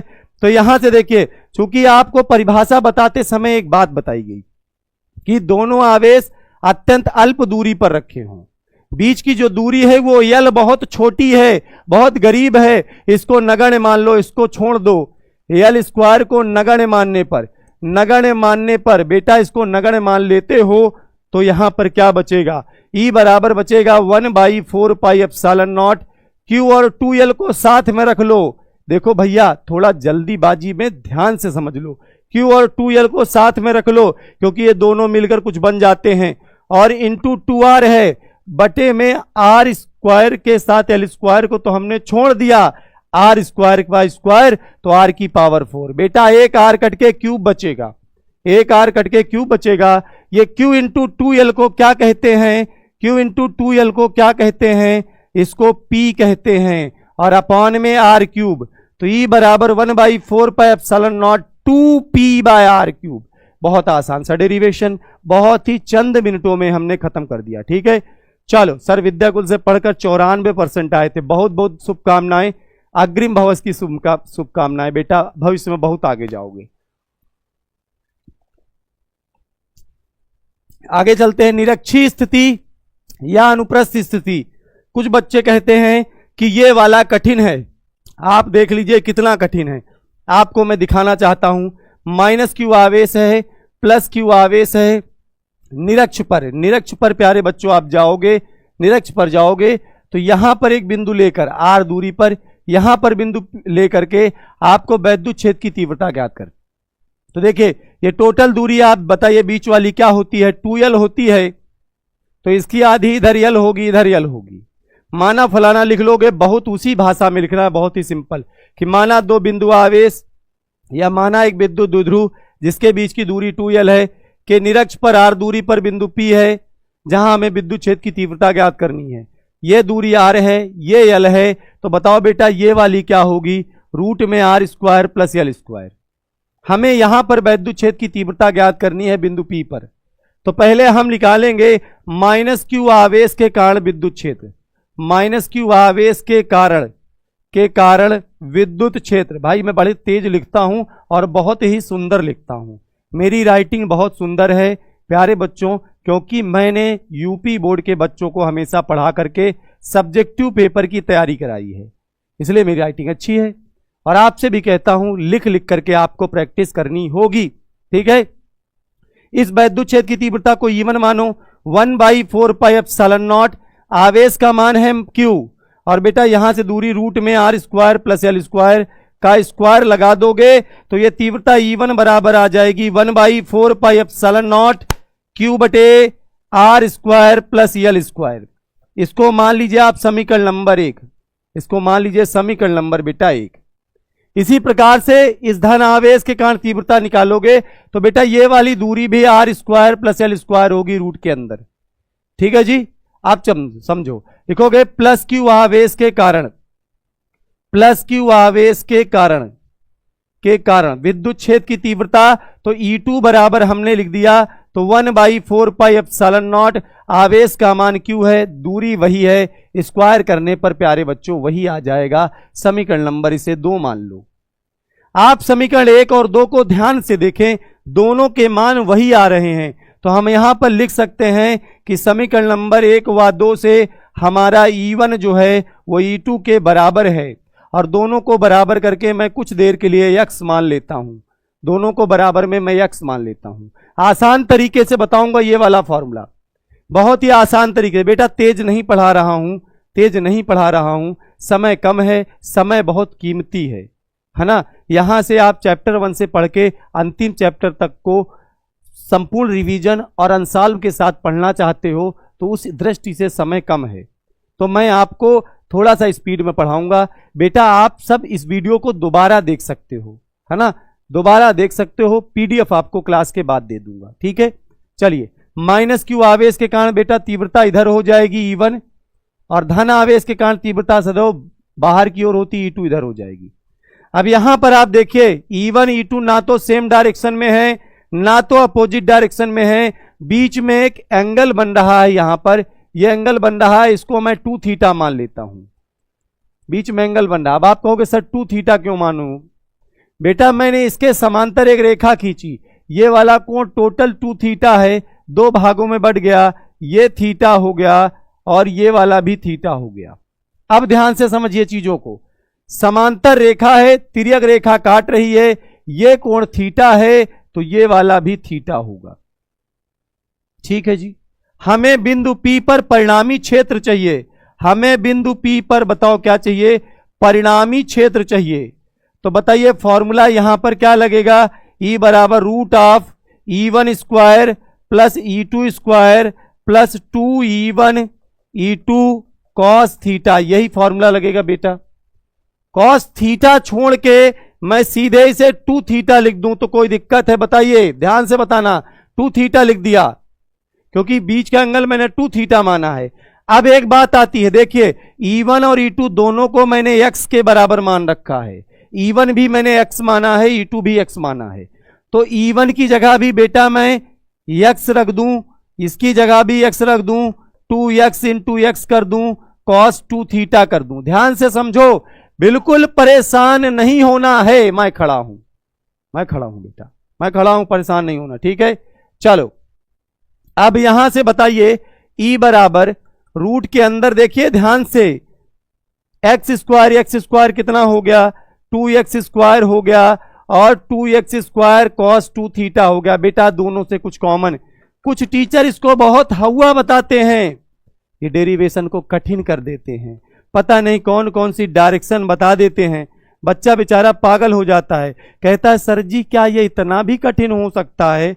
बेचारा बच्चा हमारा परेशान हो जाता है, बच्चा हमारा परेशान हो जाता है। मेरे प्यारे बच्चों, समझ में आ रहा है कि नहीं? एक बार अपने कमेंट भेज दो, एक बार अपना संदेश भेज दो मुझ तक आपका संदेश नहीं आ पा रहा है प्यारे बच्चों। क्या आपको समझ में नहीं आ रहा है? अपने बड़े भाई की पढ़ाई समझ में नहीं आ रही है? एक बार अगर छाती ठोक दूंगा ना, धरती हिल जाएगी। फिजिक्स की ऐसी तैसी, फिजिक्स हमसे, हम फिजिक्स नहीं है। लाइक कर देना, बिना लाइक करे जो जाएगा उसका नंबर कम आएगा। ठीक है, नंबर बेटा सबका अच्छा आएगा, तुम्हारे लिए कभी बुरा नहीं सोच सकता, इस बच्चे के लिए कभी बुरा नहीं सोच सकता। मजाक अलग चीज है, सपने में भी कभी बुरा नहीं सोच सकता। जीवन में इतनी परिस्थितियां आई हैं, आज आप सबने शायद ना देखा हो। मैं क्लास के बाद अपनी परिस्थितियों के लिए बेटा एक वीडियो आपको बताऊंगा, जोश टॉक के मंच तक मेरे बच्चों ने ही मुझे पहुंचाया है और जोश टॉक में मेरी पूरी कहानी आ गई है। तो एक बार आप जाके सभी बच्चे देखिएगा, जितने लोग भी लाइव हो, क्लास पढ़ लीजिए। उसके बाद जोश टॉक के मंच पर, भारत के सबसे बड़े मंच पर, भारत के सबसे बड़े मोटिवेशनल मंच पर मेरी कहानी आई है। तो आप सभी बच्चे एक बार क्लास के बाद जाके देखिएगा, ठीक है, जितने लोग भी हैं। और प्यारे बच्चों, मैं वहां तक पहुंचा तो अपने बच्चों के प्यार से, अपनी ईमानदारी से।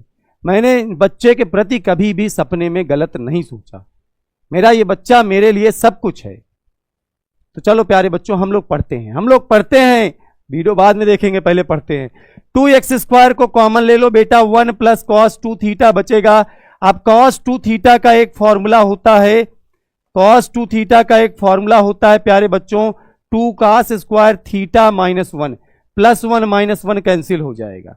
बताइए कितना आया? E बराबर आ गया root of 4x square cos square theta, बाहर आएगा 2x कॉस थीटा। अब मेरे बच्चे ध्यान से समझिए, E बराबर आ गया 2x कॉस थीटा। भैया x की वैल्यू और कॉस थीटा की वैल्यू रख दो।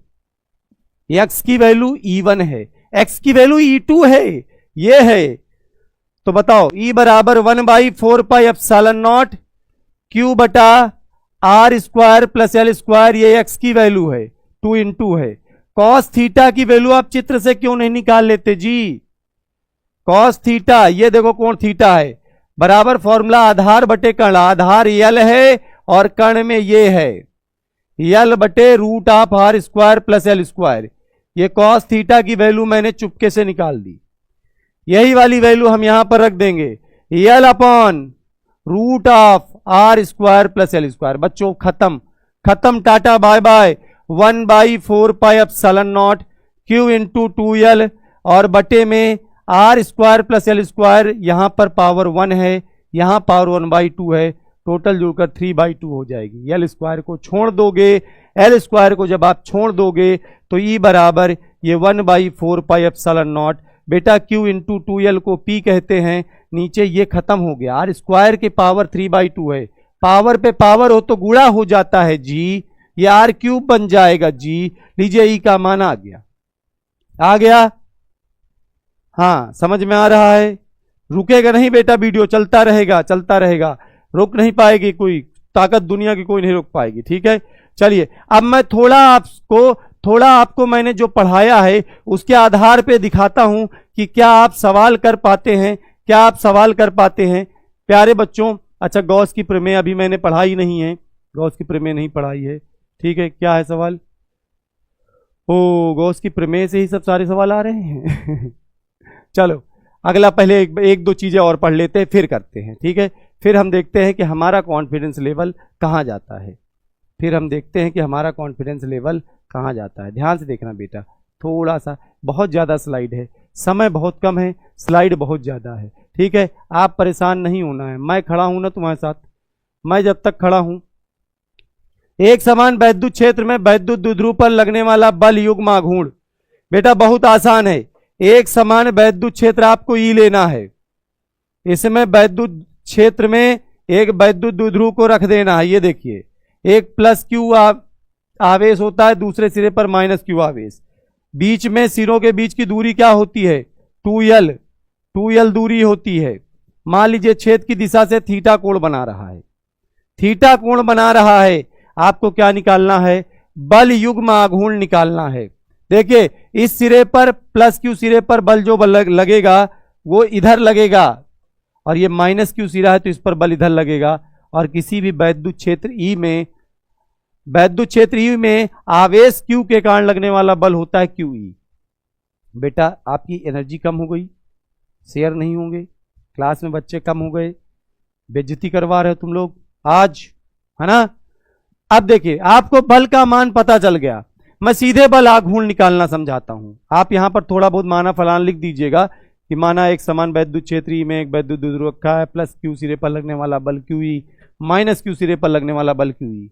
यही लिखना है जो आपने अभी चित्र में बनाया है। बल आघूर्ण का फॉर्मूला होता है बेटा बल गुणते क्रिया रेखा से लंबवत दूरी, क्रिया रेखा से लंबवत दूरी। मेरे प्यारे बच्चों ध्यान से समझो, लंबवत दूरी, ठीक है। बल आघूर्ण को हम टाउ से लिखते हैं, बल का मान है QE, क्रिया रेखा की लंबवत दूरी। देखो इसकी क्रिया रेखा ये है, ये बल की क्रिया रेखा ये है, बीच की लंबवत दूरी प्यारे बच्चों ये होगी। अब इस दूरी में जितना यहां से यहां होगा ये होगा, उतना यहां से यहां तक हो। कुछ देर के लिए इसके आधे भाग को आप x मान लो, ये दूरी इधर की भी x होगी। अब ध्यान से देखना, मेरी बात को समझना। इस कोण के लिए ये लंब है और ये कर्ण है, कर्ण टोटल 2L है, तो ये दूरी बताओ क्या हो जाएगी? L हो जाएगी। अगर इस वाले ट्राइंगल में तुम साइन थीटा का फॉर्मूला लगाओगे तो x बटा L पाओगे, x बराबर L साइन थीटा आ जाएगा, x बराबर कितना आ जाएगा? L साइन थीटा आ जाएगा। मेरे दोस्त दूरी है x और जिसका मान है L sine theta, sorry 2x है, तो 2L साइन थीटा। नहीं समझ में आया? मैंने केवल x निकाला है, टोटल दूरी 2x है, तो यहां से टाउ बराबर Q इंटू 2L और हो जाएगा E साइन थीटा। मेरे प्यारे बच्चों इसको हम क्या कहते हैं? वैद्युत द्विध्रुव आघूर्ण कहते हैं। टाउ बराबर फॉर्मूला हो गया PE साइन थीटा। मेरे प्यारे बच्चों टाउ बराबर क्या हो गया? PE sine theta. निकल आया फॉर्मूला। बताइए किसी को कोई दिक्कत नहीं होनी चाहिए, ठीक है। द्विध्रुव पर बल आघूर्ण निकल आया।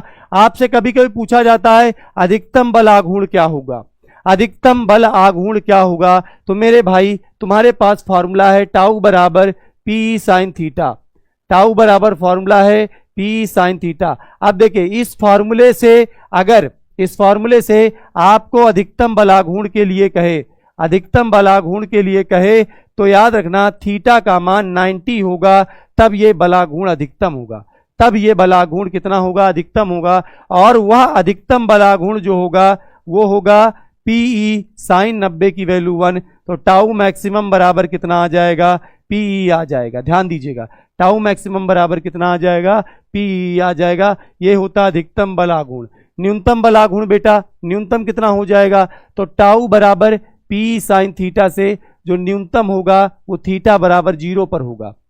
न्यूनतम कितने पर होगा प्यारे बच्चों, थीटा बराबर 0 पर जो होगा वो न्यूनतम होगा। ठीक है, तो टाउ मिनिमम के लिए जो होगा वो थीटा कितना होना चाहिए, 0 होना चाहिए। और वो टाउ मिनिमम जो आपका होगा वो हो जाएगा पी साइन 0, और साइन 0 की वैल्यू प्यारे बच्चों 0 ही होती है। तो टाउ मिनिमम जो हमारा होगा वो हो जाएगा 0। तो न्यूनतम बलाघूर्ण 0 होता है, अधिकतम बलाघूर्ण पी होता है। क्लियर है, ये सारी चीजें आपको समझ में आ गई होंगी। एक परिभाषा आती है बलयुग्म आघूर्ण के पदों में विद्युत द्विध्रुव आघूर्ण की परिभाषा। ये कैसे आती है, ध्यान समझिए। आपको पता है जब थीटा हमारा 90 होता है तो टाउ मैक्सिमम बराबर प्यारे बच्चों किसके होता है, पी के होता है। यहां से अगर आप P बराबर निकालोगे तो टाउ मैक्सिमम बटे बताओ क्या आ जाएगा, E आ जाएगा। ध्यान से समझिए, परिभाषा बहुत ही बेहतरीन तरीके से मैं आपको बताऊंगा। P बराबर निकालोगे टाउ मैक्सिमम अपान E आ जाएगा। अगर इसमें यदि इसमें E की वैल्यू हम 1 न्यूटन पर कूलाम कर दें तो बताओ बेटा P का जो वैल्यू होगा वो टाउ मैक्सिमम के बराबर हो जाएगा। यहीं से परिभाषा बन जाती है। 2 बार बोलूंगा, ध्यान से सुनना, आपको क्लास में ही याद हो जाएगी। ठीक है, या क्लास में ही याद हो जाएगी कि थीटा 90 है, यानी वैद्युत क्षेत्र में क्षेत्र की दिशा के लंबवत भाई थीटा 90 तब होगा जब क्षेत्र की दिशा के लंबवत विद्युत द्विध्रुव को रखा जाएगा। क्षेत्र की दिशा के लंबवत रखे विद्युत द्विध्रुव पर लगने वाले अधिकतम बल युग्म आघूर्ण को विद्युत द्विध्रुव आघूर्ण कहते हैं। फिर से ध्यान से समझो, E का मान 1 है तो हम बोलेंगे एकांक वैद्युत क्षेत्र में, हम क्या बोलेंगे, एकांक वैद्युत क्षेत्र में क्षेत्र की दिशा के लंबवत रखे विद्युत द्विध्रुव पर लगने वाले बल युग्म आघूर्ण को ही विद्युत द्विध्रुव आघूर्ण कहते हैं। यही होती है बेटा परिभाषा। क्लियर है प्यारे बच्चों सारी बातें? ठीक है, चलो अब हम लोग आगे चलते हैं। ये परिभाषा आपको समझ में आ गई बेटा, आप गॉस की प्रमेय में आए, फटाफट समझेंगे। क्षेत्रफल सदिश, अच्छा थोड़ा सा सवाल अब कर सकते हैं, गॉस की प्रमेय वाले छोड़ के बाकी हम सब कर सकते हैं। तो एक बार हम लोग क्वेश्चन की ओर चल देते हैं। ठीक है, जैसे ये सवाल बेटा आपके सामने दिया गया है कि एक निश्चित दूरी पर रखे हैं, उनके बीच 80 न्यूटन का बल कार्य करता है। जब इन्हीं आवेशों को परावैद्युत माध्यम में रख देते हैं तो इन पर 8 न्यूटन का बल कार्य करता है, तो माध्यम का परावैद्युतांक क्या होगा। भाई देखो यहाँ पे क्या कह रहा है कि जब निर्वात में है तो 80 न्यूटन बल लगता है, माध्यम में है तो मेरे प्यारे बच्चों 8 न्यूटन का बल लगता है। आपसे परावैद्युतांक K का मान पूछा गया है, परावैद्युतांक K का मान आपसे पूछा गया है। तो बेटा F अपॉन F मीडियम जब आप करते हो तो 1/4 pi epsilon not 1/4 pi epsilon not 1/K बचेगा और वो K ऊपर चला जाएगा। ये आपके सामने फॉर्मूला होता है। देख लीजिए, मैं कोई ऐसा वैसा सवाल नहीं करवा रहा हूं, मैं आपको 2024 के पहले सेट में आया हुआ प्रश्न करवा रहा हूं जो कि 1 नंबर में आया था। लोग कहते हैं कि क्लास 12 2024 यूपी बोर्ड परीक्षा का पेपर कठिन था। अरे कैसे कठिन था, जो मुकेश भैया से पढ़ के गए थे उसके लिए नहीं कठिन था। तो बेटा यहां से बताइए F का मान आप कितना रखोगे, F का मान कितना है 80 और बटे में F मीडियम का मान कितना है 8। हो कुछ गड़बड़ हो गया क्या, ये उल्टा, ये 1/K होता है बेटा। तो यहां से K का मान 8/80 हो जाएगा। 8/80 करोगे तो भाग दोगे 0.1, 0.1 आंसर में है 0.01। अच्छा दशमलव लगा के 0 क्या हो जाएगा, आंसर गलत थे क्या, आंसर गलत है क्या। 8/80 से क्या होगा 10 0 लगाओ, दशमलव, अच्छा दशमलव लगाओगे 0.1 ही तो आएगा जी।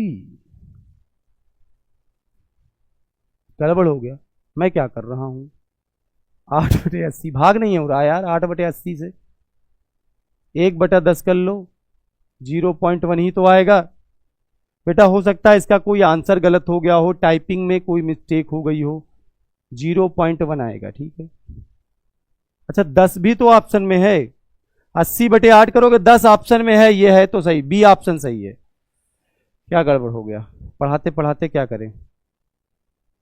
चलो भाई एक बार फिर से सवाल समझा दूं, नहीं मेरा बच्चा कहेगा कि सर आपने गलत पढ़ा दिया, है ना, मेरा बच्चा कहेगा कि सर आपने गलत पढ़ा दिया। बच्चों इस सवाल पे अब हम विशेष से ध्यान देके सॉल्व करेंगे। 2024 में आया हुआ प्रश्न है, देखिए ध्यान से देखिए, बहुत हो गया, जल्दबाजी में गलती हो जाती है ना। इधर देखिए, निर्वात में 80 न्यूटन का बल है, माध्यम में 8 न्यूटन का बल है। आपसे पूछा गया है माध्यम का परावैत्तांक बताओ।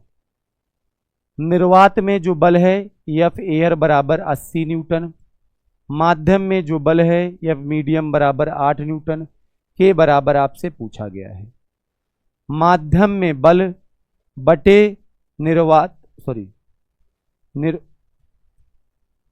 एयर में बल एफ एयर अपॉन माध्यम में बल बराबर आप जब लगाओगे तो 1/1/k बचेगा और वो के ऊपर चला जाएगा। ये 80 है, ये 8 है, बराबर के, तो 8 धाम में 80, 10 इसका आंसर सही हो जाएगा। देख लीजिए, बताइए बेटा हो रहा है कि नहीं हो रहा है, हो रहा है कि नहीं हो रहा है। ठीक है, अभी गॉस का नियम आपको पढ़ा दूंगा बेटा, गॉस का नियम अभी आपको पढ़ाया नहीं हूं, अगली क्लास में गॉस का नियम रखूंगा। विद्युत आवेश तथा क्षेत्र आज मैंने पढ़ाया है। मैं आपसे फिर कहता हूं, आज मैंने आपको विद्युत आवेश तथा क्षेत्र पढ़ाया है, आवेश तथा क्षेत्र। ठीक है, गॉस का नियम नहीं पढ़ाया है, तो गॉस के नियम वाले क्वेश्चन अभी हम नहीं करेंगे। ठीक है, इसके अलावा परेशान मत होना कि सर नहीं आ रहा है। ठीक है, ये भी गॉस के नियम पर है। देखिए ये सवाल अभी मैंने पढ़ाया आपको, 3 नंबर में बेटा देखो आया हुआ प्रश्न है, 3 नंबर में बेटा आया हुआ प्रश्न है 2024 सेट 2 में 346 FT। आपसे क्या पूछा है, आपसे पूछ रहा है एक समान वैद्युत द्विध्रुव पर लगने वाले बल आघूर्ण का व्यंजक बताओ।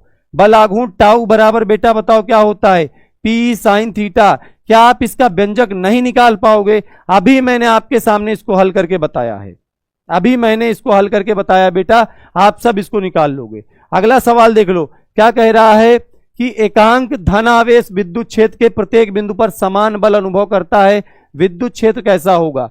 2024 के तीसरे सेट में 346 FU, ये अनसॉल्व ले लेना बेटा, ये अनसॉल्व ले लेना, घर पे जाके हल कर लेना, इससे मिला लेना। पहले चैप्टर में यही प्रश्न आपको साक्षात मिल जाएगा। और बेटा आपको बता दूं, यूपी बोर्ड का 70% जो पेपर है वो रिपीटेड क्वेश्चन का है। मात्र हर साल बोर्ड परीक्षा के लिए 30% नए प्रश्न बनते हैं, 30% नए प्रश्न बनते हैं। बाकी यूपी बोर्ड उन्हीं सवालों को घुमा घुमा के पूछता है। तो आपकी परीक्षा में संपूर्ण तैयारी तभी हो पाएगी जब आप अनसॉल्व लगाओगे, अनसॉल्व के बिना काम नहीं चलेगा।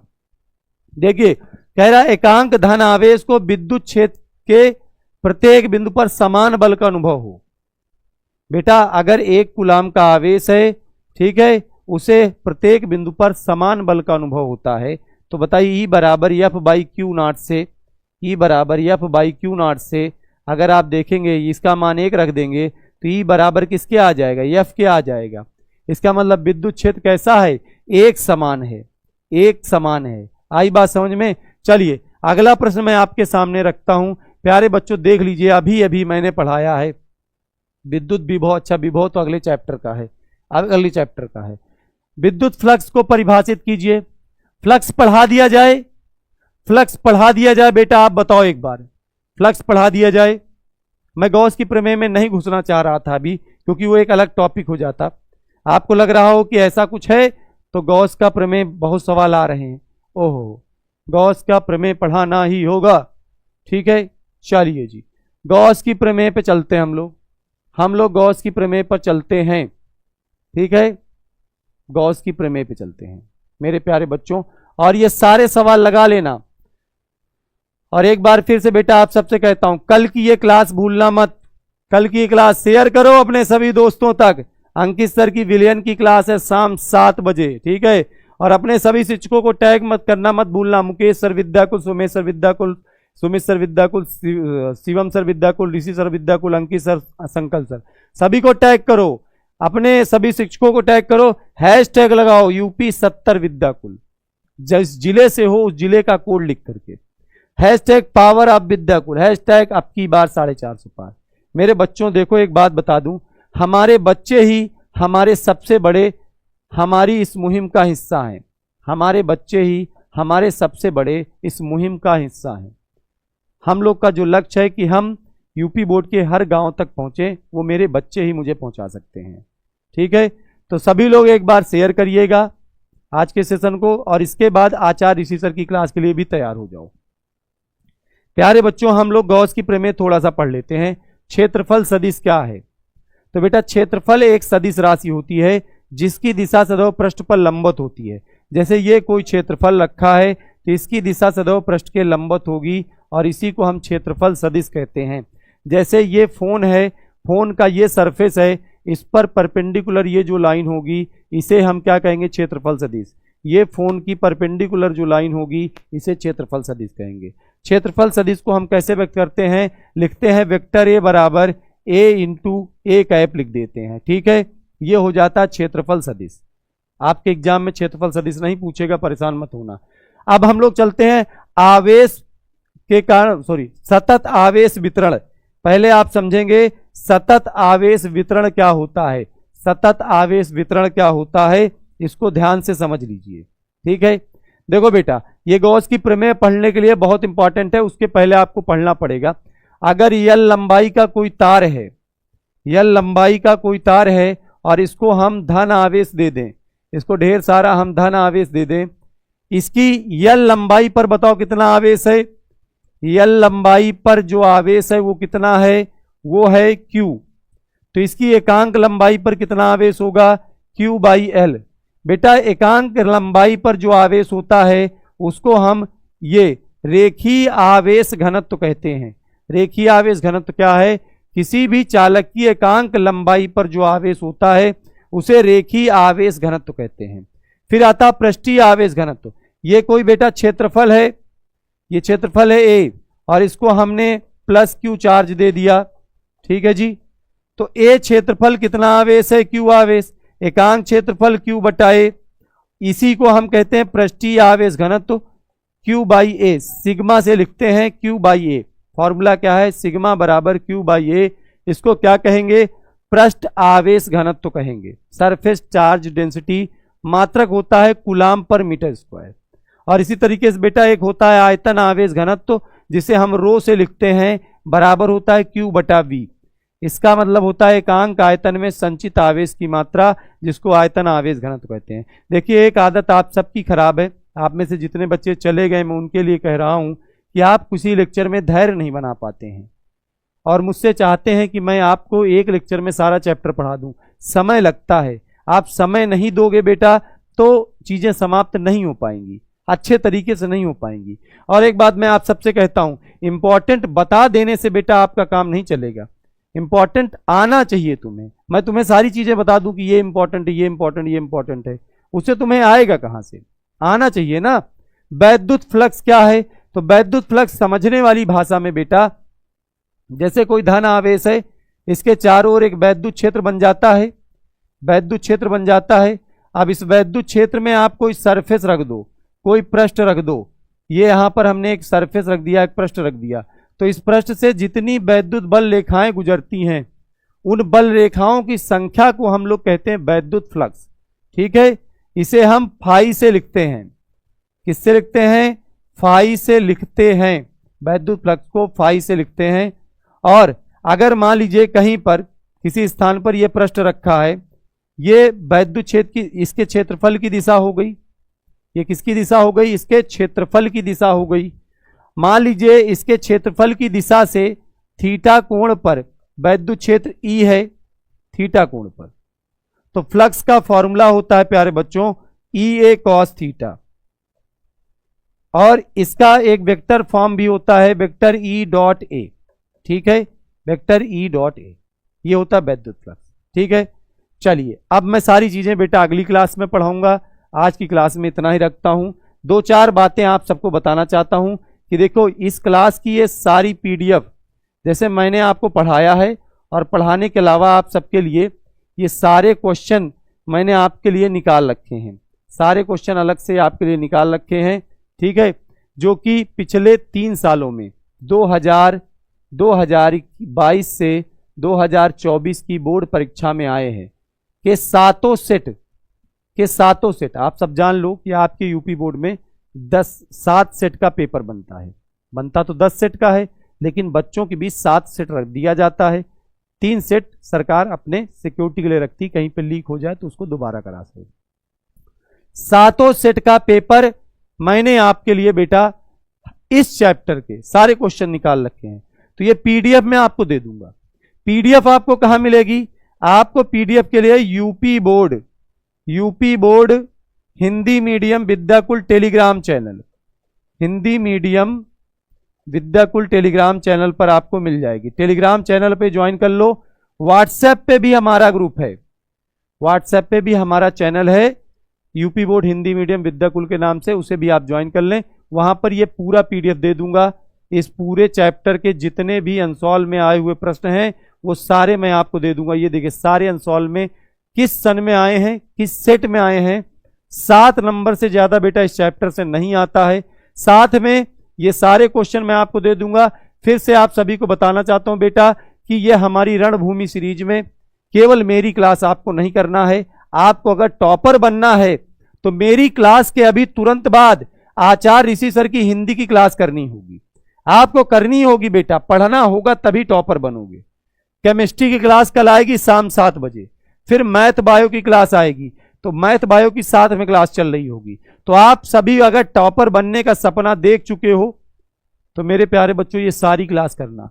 जो बच्चा कह रहा है फॉर्मूला सीट, बेटा उसकी मैं एक वीडियो बना के आपको डाल दूंगा, ठीक है, फॉर्मूला सीट की एक वीडियो आ जाएगी, ठीक है। तो ये सारा कुछ बेटा आप, और ये फिर से आप कहता हूं अपने सभी शिक्षकों को टैग करना रणभूमि सीरीज के लिए मेरे प्यारे बच्चों, ठीक है। और मन लगा के पढ़ते रहो। टेलीग्राम पे हमारे चैनल से जरूर जुड़े UP board Hindi medium Vidyakul से, ठीक है। चलिए आज की क्लास में इतना ही रखता हूं। अपना ख्याल रखें, पढ़ाई लिखाई करते रहें बेटा। All the very best.